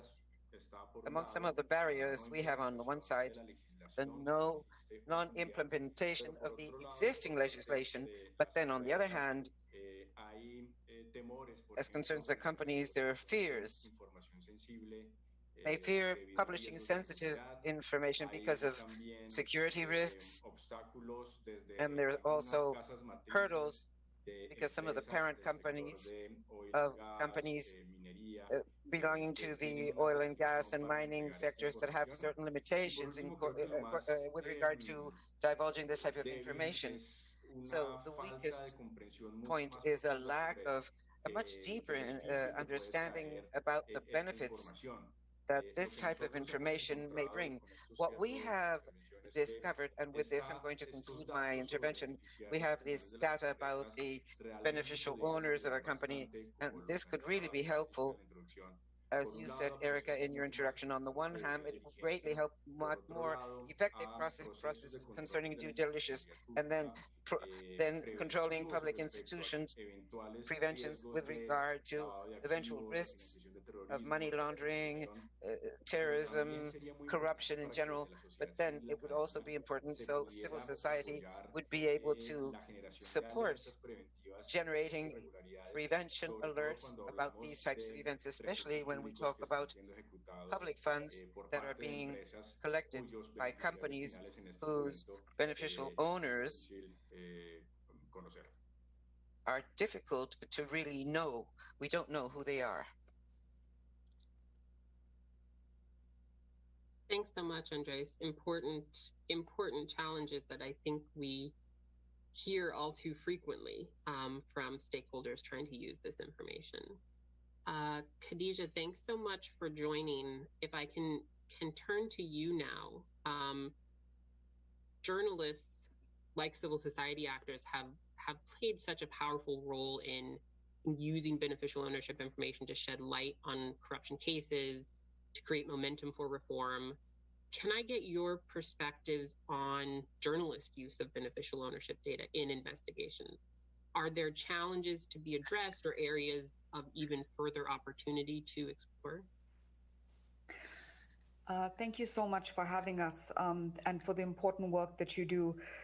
What we found as journalists is that, for the average citizen, the mere act of borrowing a library book, requires proof of identity and proof of address and in-person sign-up, because the book is used in trust, it's a public good. But throughout our investigations over the past 3 years into billions of dollars worth of arms, timber, money laundering through currency, art, or properties, and so forth, as journalists, we ourselves have been able to go through the process and establish shell companies, tax haven-based bank accounts, and disclose to these people that we are using proxies. So we've gone so far as to say that, you know, we want to move our money, we want to move it discreetly without any documentation of us as beneficial owners. And from Madagascar to Angola, we were able to do so using foreign commercialized sovereignties like the UAE, Mauritius, Macau. And everyone in that industry, which has been mislabeled offshore and even as a tax haven, has been very obliging. And we found that 90% of the times these actors, these service providers, are based onshore in New York, in London, in Rio. So there's a misconception about who facilitates the legal and financial secrecy services that are intertwined and interlinked with prevention of who actually owns the system. So whether you're following guns or crypto or the plane, the ship, the truck, the person, as journalists, we're following a paper trail that's legal or extra legal. And by extra legal, I mean non-institutionalized, because there's a lot of illegal activity that is also highly institutionalized, but which should be illegal. And almost every time we run into the most common roadblock of the corporate veil, where the architect, the operator, the person coordinating is hidden in terms of their role, in terms of their base.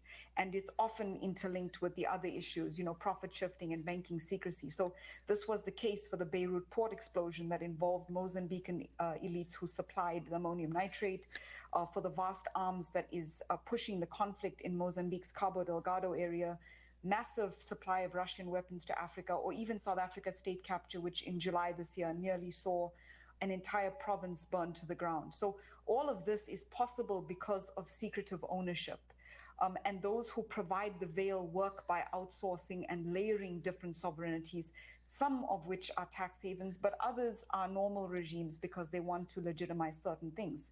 So while we follow the money and the activity as journalists in what is often a reactive way, from the outset, the law, this fragmented global law, confers priority and privilege on those who have motive and often the money to hide. And that's really important because we found that human behavior is very predictive. And even when criminals or corrupt politicians or companies seek to disrupt a pattern or make their systems more efficient or lose the trail of law enforcement as journalists, they must inevitably establish a new pattern. But they rely on secrecy to prevent us from catching them out. And as we've seen from their messages and their emails, the users, the demand side of the secrecy system, of the lack of beneficial ownership, are not very smart people. They are pitiless and cunning, but they're not very smart. And the suppliers, those who are the lawyers and the accountants and the trust companies, they are pushing the envelope. And again, they are not very smart people. So what envelope are they pushing? It's the legal envelope. And we find that the spaces, the jurisdictional spaces that have received the worst kind of coverage, you know, the small island economies that are caught between coconuts and criminalities, they commercialize the law for the equivalent of a parking ticket. So for $4,000, for example, we were able to set up a company that was twice layered with a secretive bank account, but we were advised throughout, do not keep your money in the tax haven, because if the bank goes bust, the state will not be able to bail it out. You need to put your money in a politically stable jurisdiction like Switzerland or Luxembourg or even the United States, which has several secrecy jurisdictions, including Delaware. And they advise us, don't move your money through a well-regulated jurisdiction, move it through a different country, springboard it off Lesotho or Kenya or a less regulated country, so you won't be caught out. So throughout the process, you are advised on where and how to get a lack of beneficial ownership. And it isn't available to the average citizen. It's only available to those who have the money and the motive to hide, and it is freely available. So while there is nothing inherently criminal in concealing ownership, we find that this is most often desired by those who have a criminal or an illicit or illegal intent. And in Switzerland, for example, the Swiss banks will offer you at a 70% higher fee only one service, and that is secrecy. And even though they're phasing out numbered accounts, they have found ways to go around it, trust companies, insurance wrappers, and so forth. So every time the law, which is as reactive as journalism, tries to catch up, they face the same inevitable roadblock, which is that level of secrecy preventing people from understanding who is behind the actions that they seek to hide. But unlike law enforcement, which is caught within a national silo and must apply and hope the other country responds, journalists are able to very quickly cross borders and be resourceful in the way that they access information. So we have that advantage, which is the same advantage that criminals and corrupt politicians use. But at the same time, we have to be very careful and sanitized in the way that we approach it, because the law, as I said earlier, confers priority and privilege on those who have the capital and the intent to hide. So at the end of the day, we are always on the back foot because the law doesn't protect society, it protects the criminals. And they are more easily able to access secretive ownership than we are able to borrow a book from a public library. I'll stop there. Sorry, I've been so long. No, not at all. Very, very poignant and compelling examples on this. And I'll turn now to Secretary Rapolo. You know, Khadija has just highlighted so many issues around integrity, around stability of legal systems, around attracting foreign investment and not becoming a haven in a way that a country would hopefully not want to be. How is Argentina approaching the use of beneficial ownership data around these big picture objectives around sector integrity and foreign investment and optimizing tax revenues, but also in the mining sector around licensing?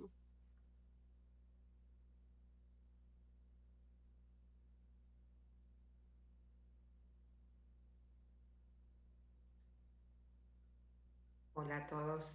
Voy a hablar. Hello, everyone. I'm going to speak in Spanish. Gracias, Erika, y gracias, colegas. Thank you, Erika, and thank you, colleagues. En mi rol, no solo in my role, not only as the representative of Argentina, but also accompanying Sherwin in the representation of the continent, the thoughts that we can add with regard to the program and be able to achieve making progress with more knowledge about the real owners. I think I can share with you what, from my country, we've been working on with the Secretariat and the multiple stakeholder group. ¿Se me escucha bien? Can you hear me well? Perfecto. Great. El problema The problem de no entender en inglés, of not understanding English, and since the channel doesn't work, difícil. It makes me a bit nervous. Pero bueno, voy a But transmitirles I'm going to share with you that for us, the initiative of this, and particularly this program, is very important and very timely indeed. Since the multiple stakeholder group really appreciates, and we're all working, we're rather new as concerns the implementation with flexible reporting, just one. And yes, we've been working on the second one, and we're about to include the regions. Andres from Colombia just recently mentioned some of the fears that they have, that is the controlling companies, which are just the same, the operators, and perhaps other areas of government working on systematic disclosure as concerns transparency as a value, I believe is the big way forward. Let's make this endogenous, let's make the initiative endogenous and use it as a means so that that the processes in which everybody can see channel to channel this transparency, and that's the real purpose at the end of the day. The final ownership program and all the changes and amendments that this safety standard will acquire lead us to this. It will evolve as a means so that each territory with its own cultural identity may walk along the most effective and assertive path so that transparency will be a true value. Now, looking into the specific case of my country, Argentina, as concerns our experience with regard to what we've done to make progress,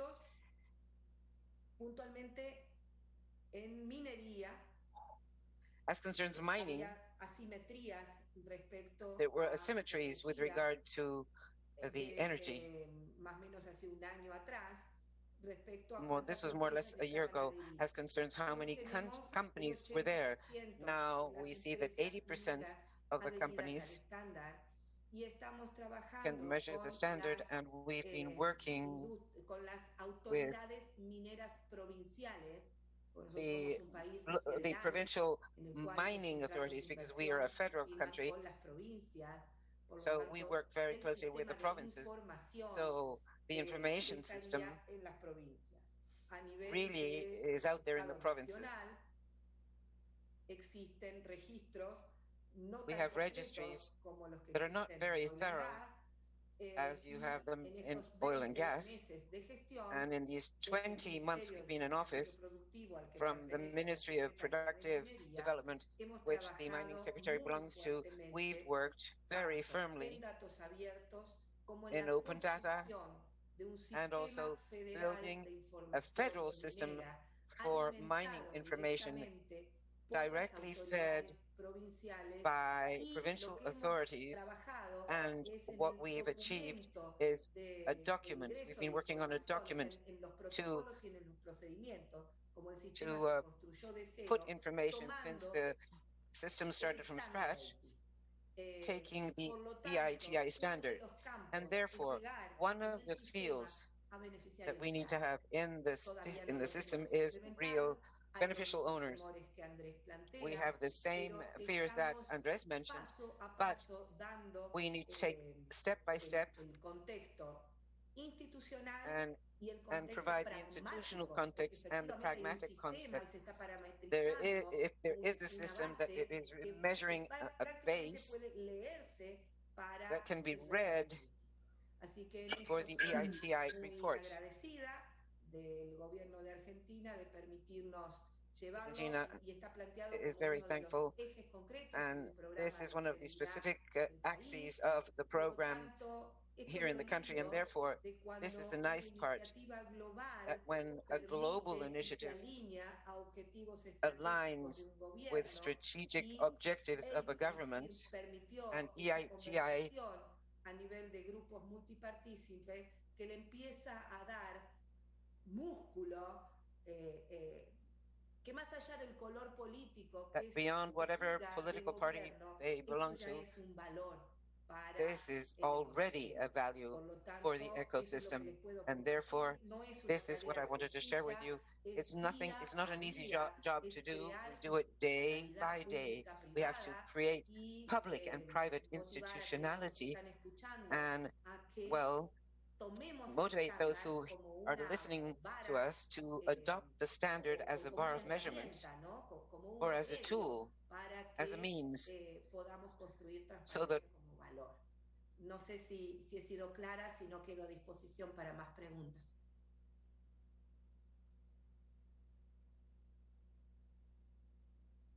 Thanks very much. No, that was very clear. So what I'll do now is go back around. We have time for each of the panelists to come in with a final thought, reflection, concrete recommendations, very welcome, and I'll try to prompt that. And then after we have the second round, we will go to the audience for questions. If I can start again, Alexander, with you. Laura was talking about kind of the changing norms and establishing kind of norms and a way of doing things for government, and that they're trying to entrench that. That's so critical on the company side as well, and you're engaging with companies. In the advice that you give clients or recommendations that you make, what is your specific message in terms of how high quality verified data on beneficial ownership information can improve business performance, can improve company culture? Okay, thank you. And then first, I want to tell you about just 2 minutes about YouControl. It's a company which develops and provides analytical systems for compliance, for market analysis, for financial monitoring, business intelligence, and investigations, of course. And our system helps financial and media. It's very important media. Hello, Khadija. And not only companies, prevent cases of fraud, helps to identity persons who are on the sanction lists, identity their connection, monitoring companies, including financial ones, manage risk, market scores, and receive data from the international registers. And of course, YouControl, it's not just a set of registers of open data, because first of all, it's analytical platform that will make it easier to work this information, and it's very important. And the most important thing that we try to empower our data, this is the history, because it's very probably, as you know, then you try to take some register, but you see some timeline. It starts from the not far from now, for example. And you know, the situation like this Kypros, for example, then they ask to suddenly open data about companies, including historical data. We all remember this situation well, I think. And it's, but another example, it's Virgin Islands. Correct me if I'm wrong. And here the situation is not clean as well, because open data will be limited to 1 year earlier and will not contain any history. And it's very probably. This is important because it gives the understanding of the transparency of the business. It's not the secret to anyone that one open data is necessary for transparency in business, reducing corruption, financial crime, and more and more. Depending on which registers they use and build links between them, because open data, it's not a bad thing, really not bad.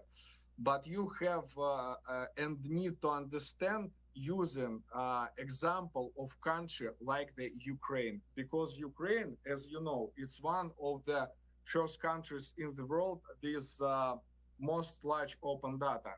And in the terms of open data, the country now leads and has more than 30,000 registers, but our company use only 180. And before using this information, they involve the best analytics in the country, because the main problem is interoperability, as you know. It's a links between registers. And it depends solely on the scheme that you build, depending on the key data of the registers. And registers can be opened, but building links between them and processing the information, it's not machine work. The information, it was worth considering. So before opening the data, the Ukrainian government approached our company to ensure that interoperability facilities, the discovery of not only the beneficial owners, but also helps build links to their business and analysis of the existing markets to which they belong. We would very much like to our government to open customs registers with their historical date. It's very important for the all governments, but I think it's impossible.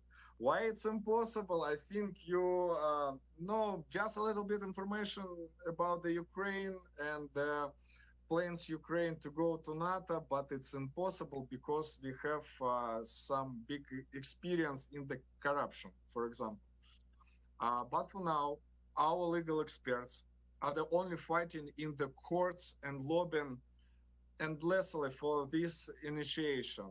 At this point, I apologize for the partners, unnecessary advertising, and want to thank you, to say thank you and advise Khadija Sharifeh, Africa editor, OCCRPLF, because this is the open platform OCCRPLF, which was developed within this publication. We have a prototype international release this week. There we have included 4 registers forming for the 6 countries. It's Russia, Ukraine, Belarus, and Kazakhstan. This product will not only identify beneficial owners, but also PEPs and people connected to them and those listed in the sanction lists. Once again, I say a huge thank you for OCCRP. Thank you so much. Since our collaboration has been going on for a long time, for example, and this publication uses our platform, you control, and to continue my speech, I would like to thank you, all the journalists as a whole.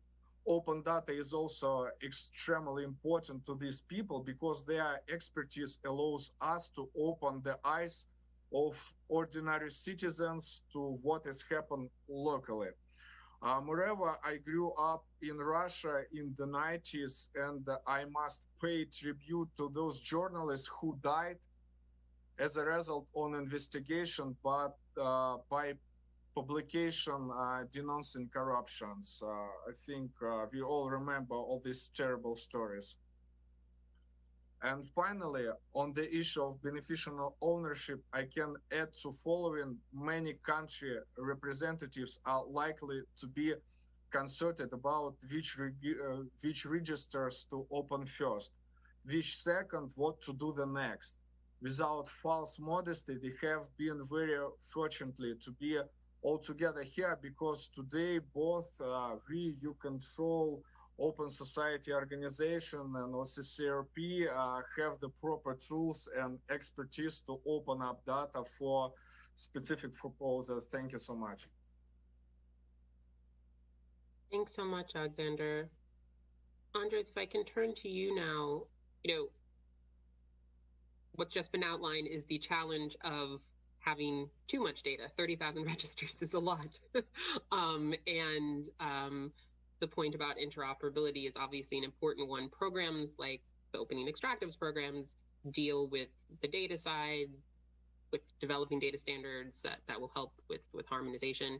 But there's also a component of the program that supporting use of data, capacity development for civil society. How can programs like Opening Extractives best support civil society in the use of beneficial ownership data, and for the government of Colombia more generally in terms of advancing the public policy goals?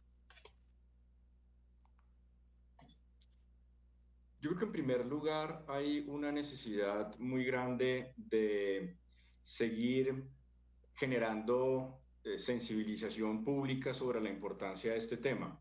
Y quiero poner un ejemplo muy breve. En Colombia en este momento estamos teniendo una gran controversia por un presunto caso de corrupción en un contrato público muy grande.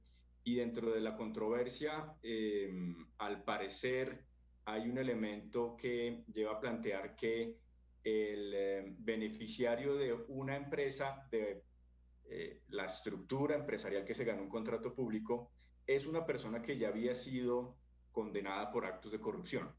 Entonces, por la falta de información frente a beneficiarios finales de las empresas, el Estado no está logrando tener la información oportuna para saber a quién le está entregando recursos públicos.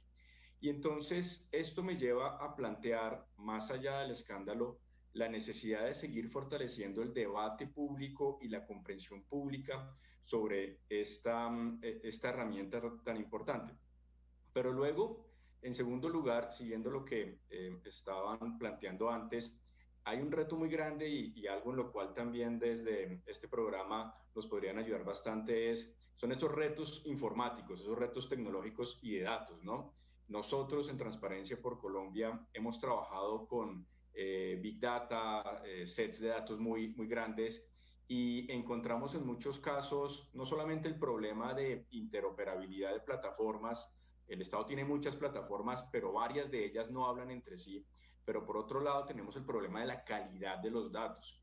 Y seguimos encontrando datos que no son suficientemente útiles para hacer control, que por ejemplo tienen mucha deficiencia respecto no solamente a aspectos de digitación, sino sobre todo también respecto a comprensión o entradas que no son llenadas de manera adecuada. Entonces, cuando hablas de Big Data, esos pequeños errores se convierten en grandes obstáculos y hemos insistido bastante en la necesidad de limpiar esas bases de datos, fortalecer la interoperabilidad también y hacer que esta información sea disponible para la ciudadanía, para los medios de comunicación. Coincido que en este ámbito el periodismo es un gran motor para empujar esta transformación.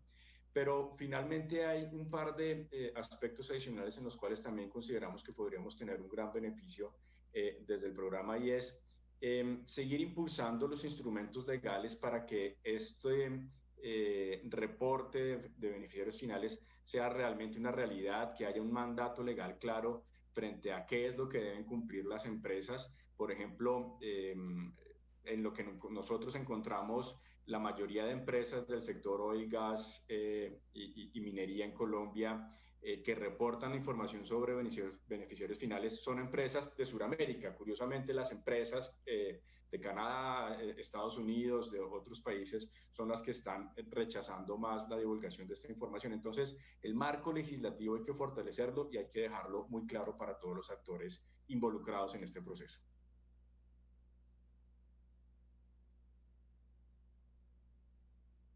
Thanks so much. Very important.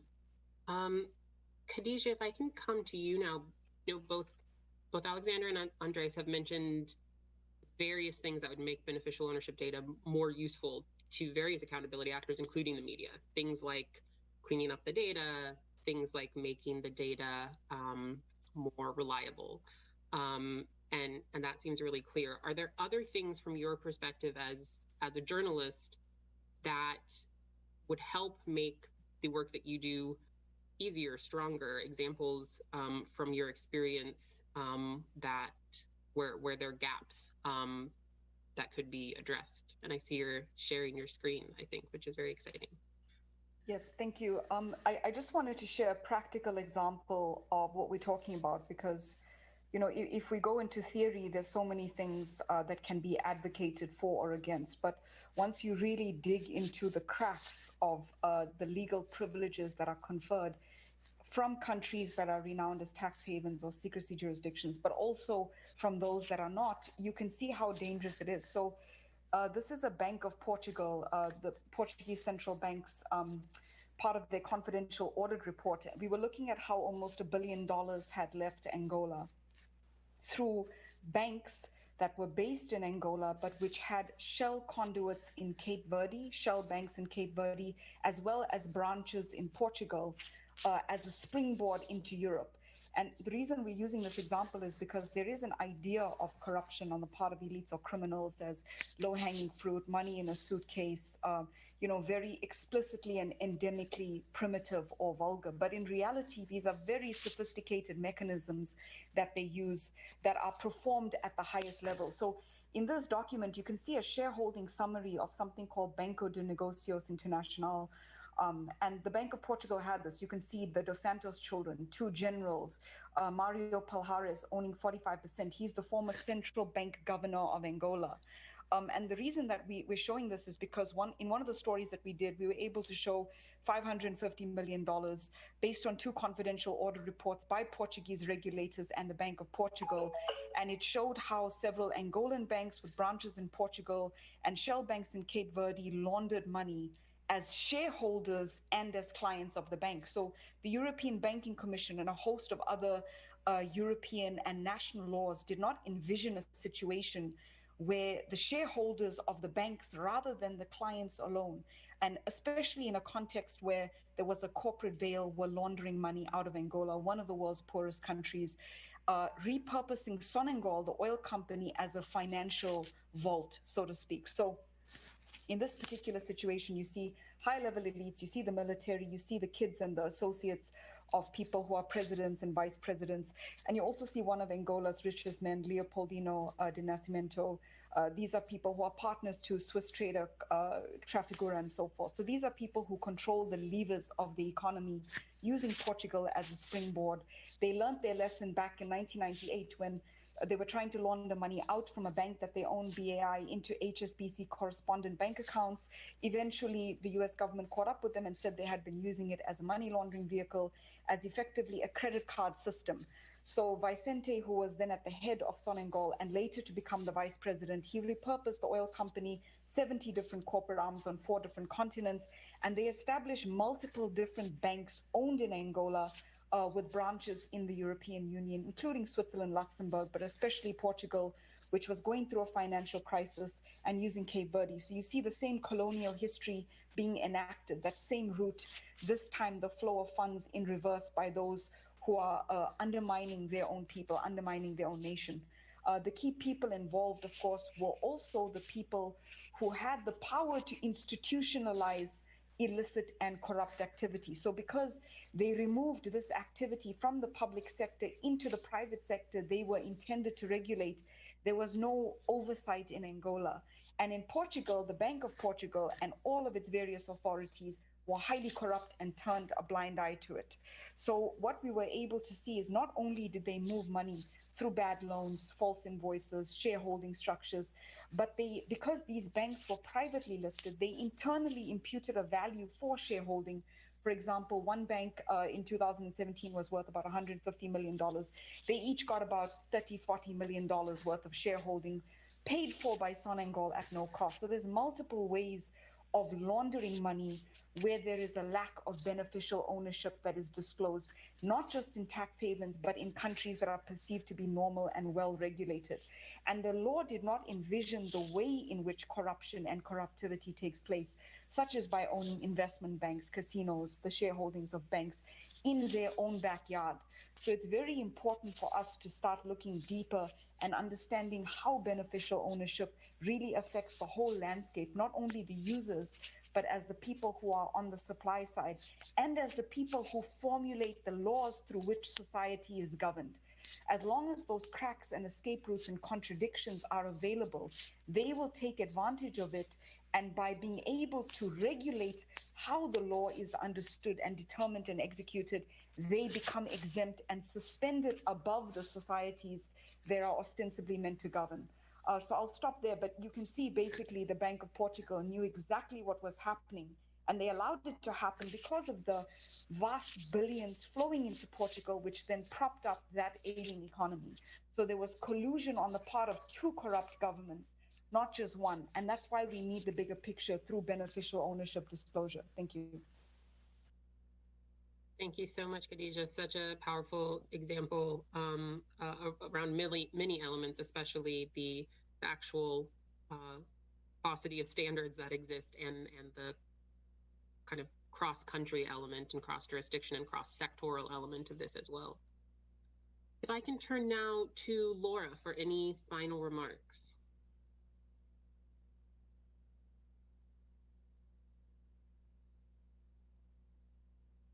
Hola a todos nuevamente. Hello everybody. Para nosotros lo que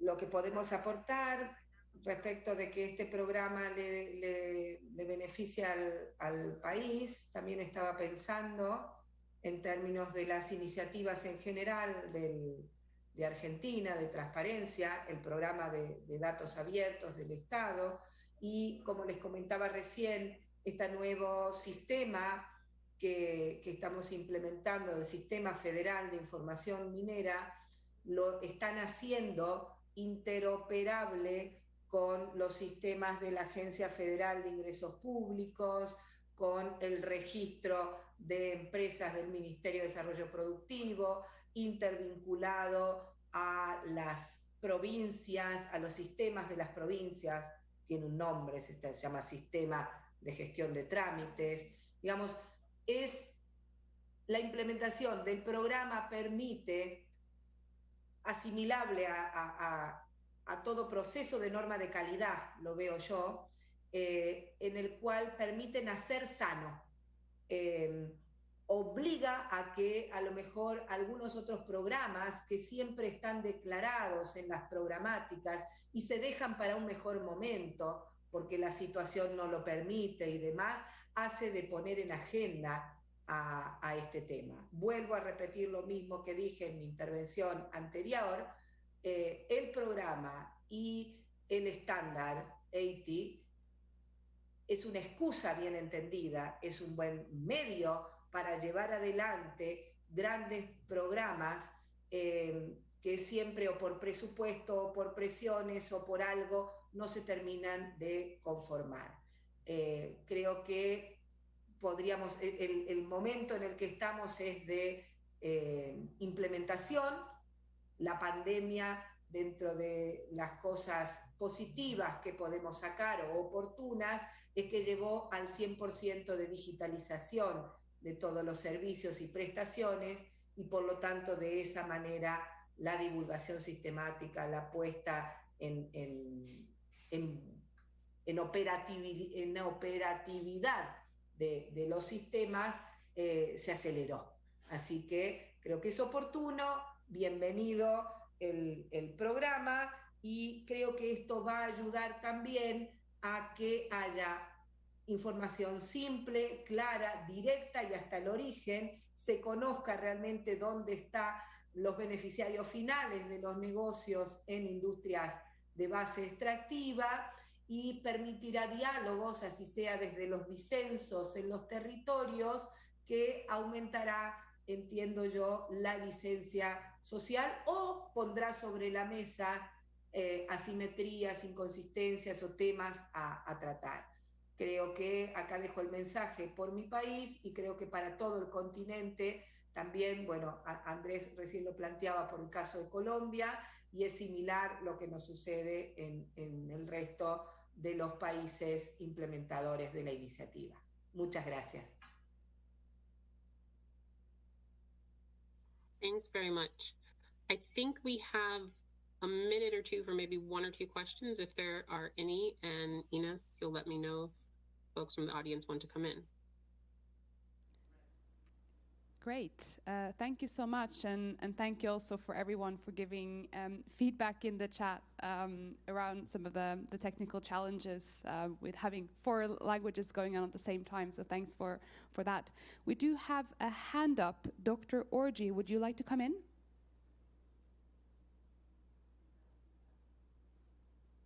You just need to unmute yourself. There you go. Well, thank you very much, Ines. And this has been a very interesting and constructive engagement. For us in Nigeria, we are very particularly interested in this aspect of the discussions in view of the challenges we face, one in terms of reliability of data, access to data, and data generation and utilization. And I link this view with the very graphic case study of the situation in Angola and the transactions with the Bank of Portugal. That actually brings to bear the most important aspect of this work, which our discussion should actually be focusing: the capacity of the media and the capacity of the civil society to follow up on these issues, because implementation is a very key aspect. For us coming from developing countries, the media is yet to understand these issues, and the civil society too are yet to be really empowered to understand these issues. The story that we had about Angola and the Bank of Portugal were possible because the media were tracking these transactions were very well informed, well equipped, and well educated on these issues, and they were able to track these issues. And they also came from the power of the Western media. So I do think that the support that needs to commence as part of the opening of extractives intervention and deepening of the implementation of beneficial ownership should really come from the fact that we need to devote much more deliberate attention to train the media on these issues, train the civil society on these issues. Implementing the EITI, which I've been very familiar with in the last 11 years, here in Nigeria has always been the difficulty of even interpreting data, the data that arises from our report. When the pressure is on us to release information, to release report, when we release these reports, we find that the challenge of understanding the information and information data content of the report and interpreting this information in terms of data to use them to promote public debate is a very big problem. So I think to expand the argument on beneficial ownership, the media and civil society in developing countries, their roles and responsibilities, and providing support for this special part of our stakeholders need to be taken seriously into consideration. Thank you very much.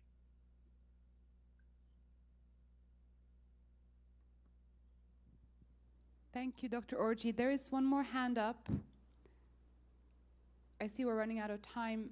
Do we want to open up for that, Eric, or is it time to close?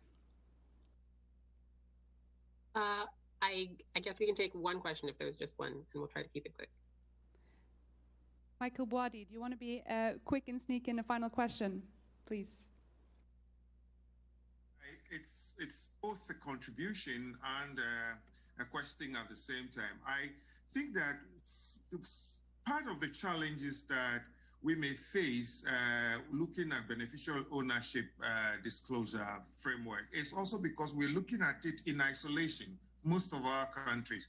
I think we should find a way of tying it into various legislation. So the right to information, because you see, you have to invoke the right to information in certain instances to be able to access data on beneficial ownership disclosure. I mean, the witness protection, we need to invoke, because once you access the data, what do you do with the data? If you want to use the data as a whistleblower, you need to invoke witness protection. So I think there is a number of legislation that we need to work them together to make the beneficial ownership really work to fight corruption. Thank you. Thanks very much, and a fitting message. Well, I just want to give a big thank you to each of our panelists for this very, very rich discussion, to all of the participants. Also a big thank you to the organizers for convening this very important discussion. It's really exciting to see the Opening Extractives program launch. It's a critically important platform and driver in this work. And I think my final word for this session really goes back to the Santos example that Khadija shared. The political connections in that case were widely known. The beneficial ownership stakes were known. The conflicts of interest and corruption were known.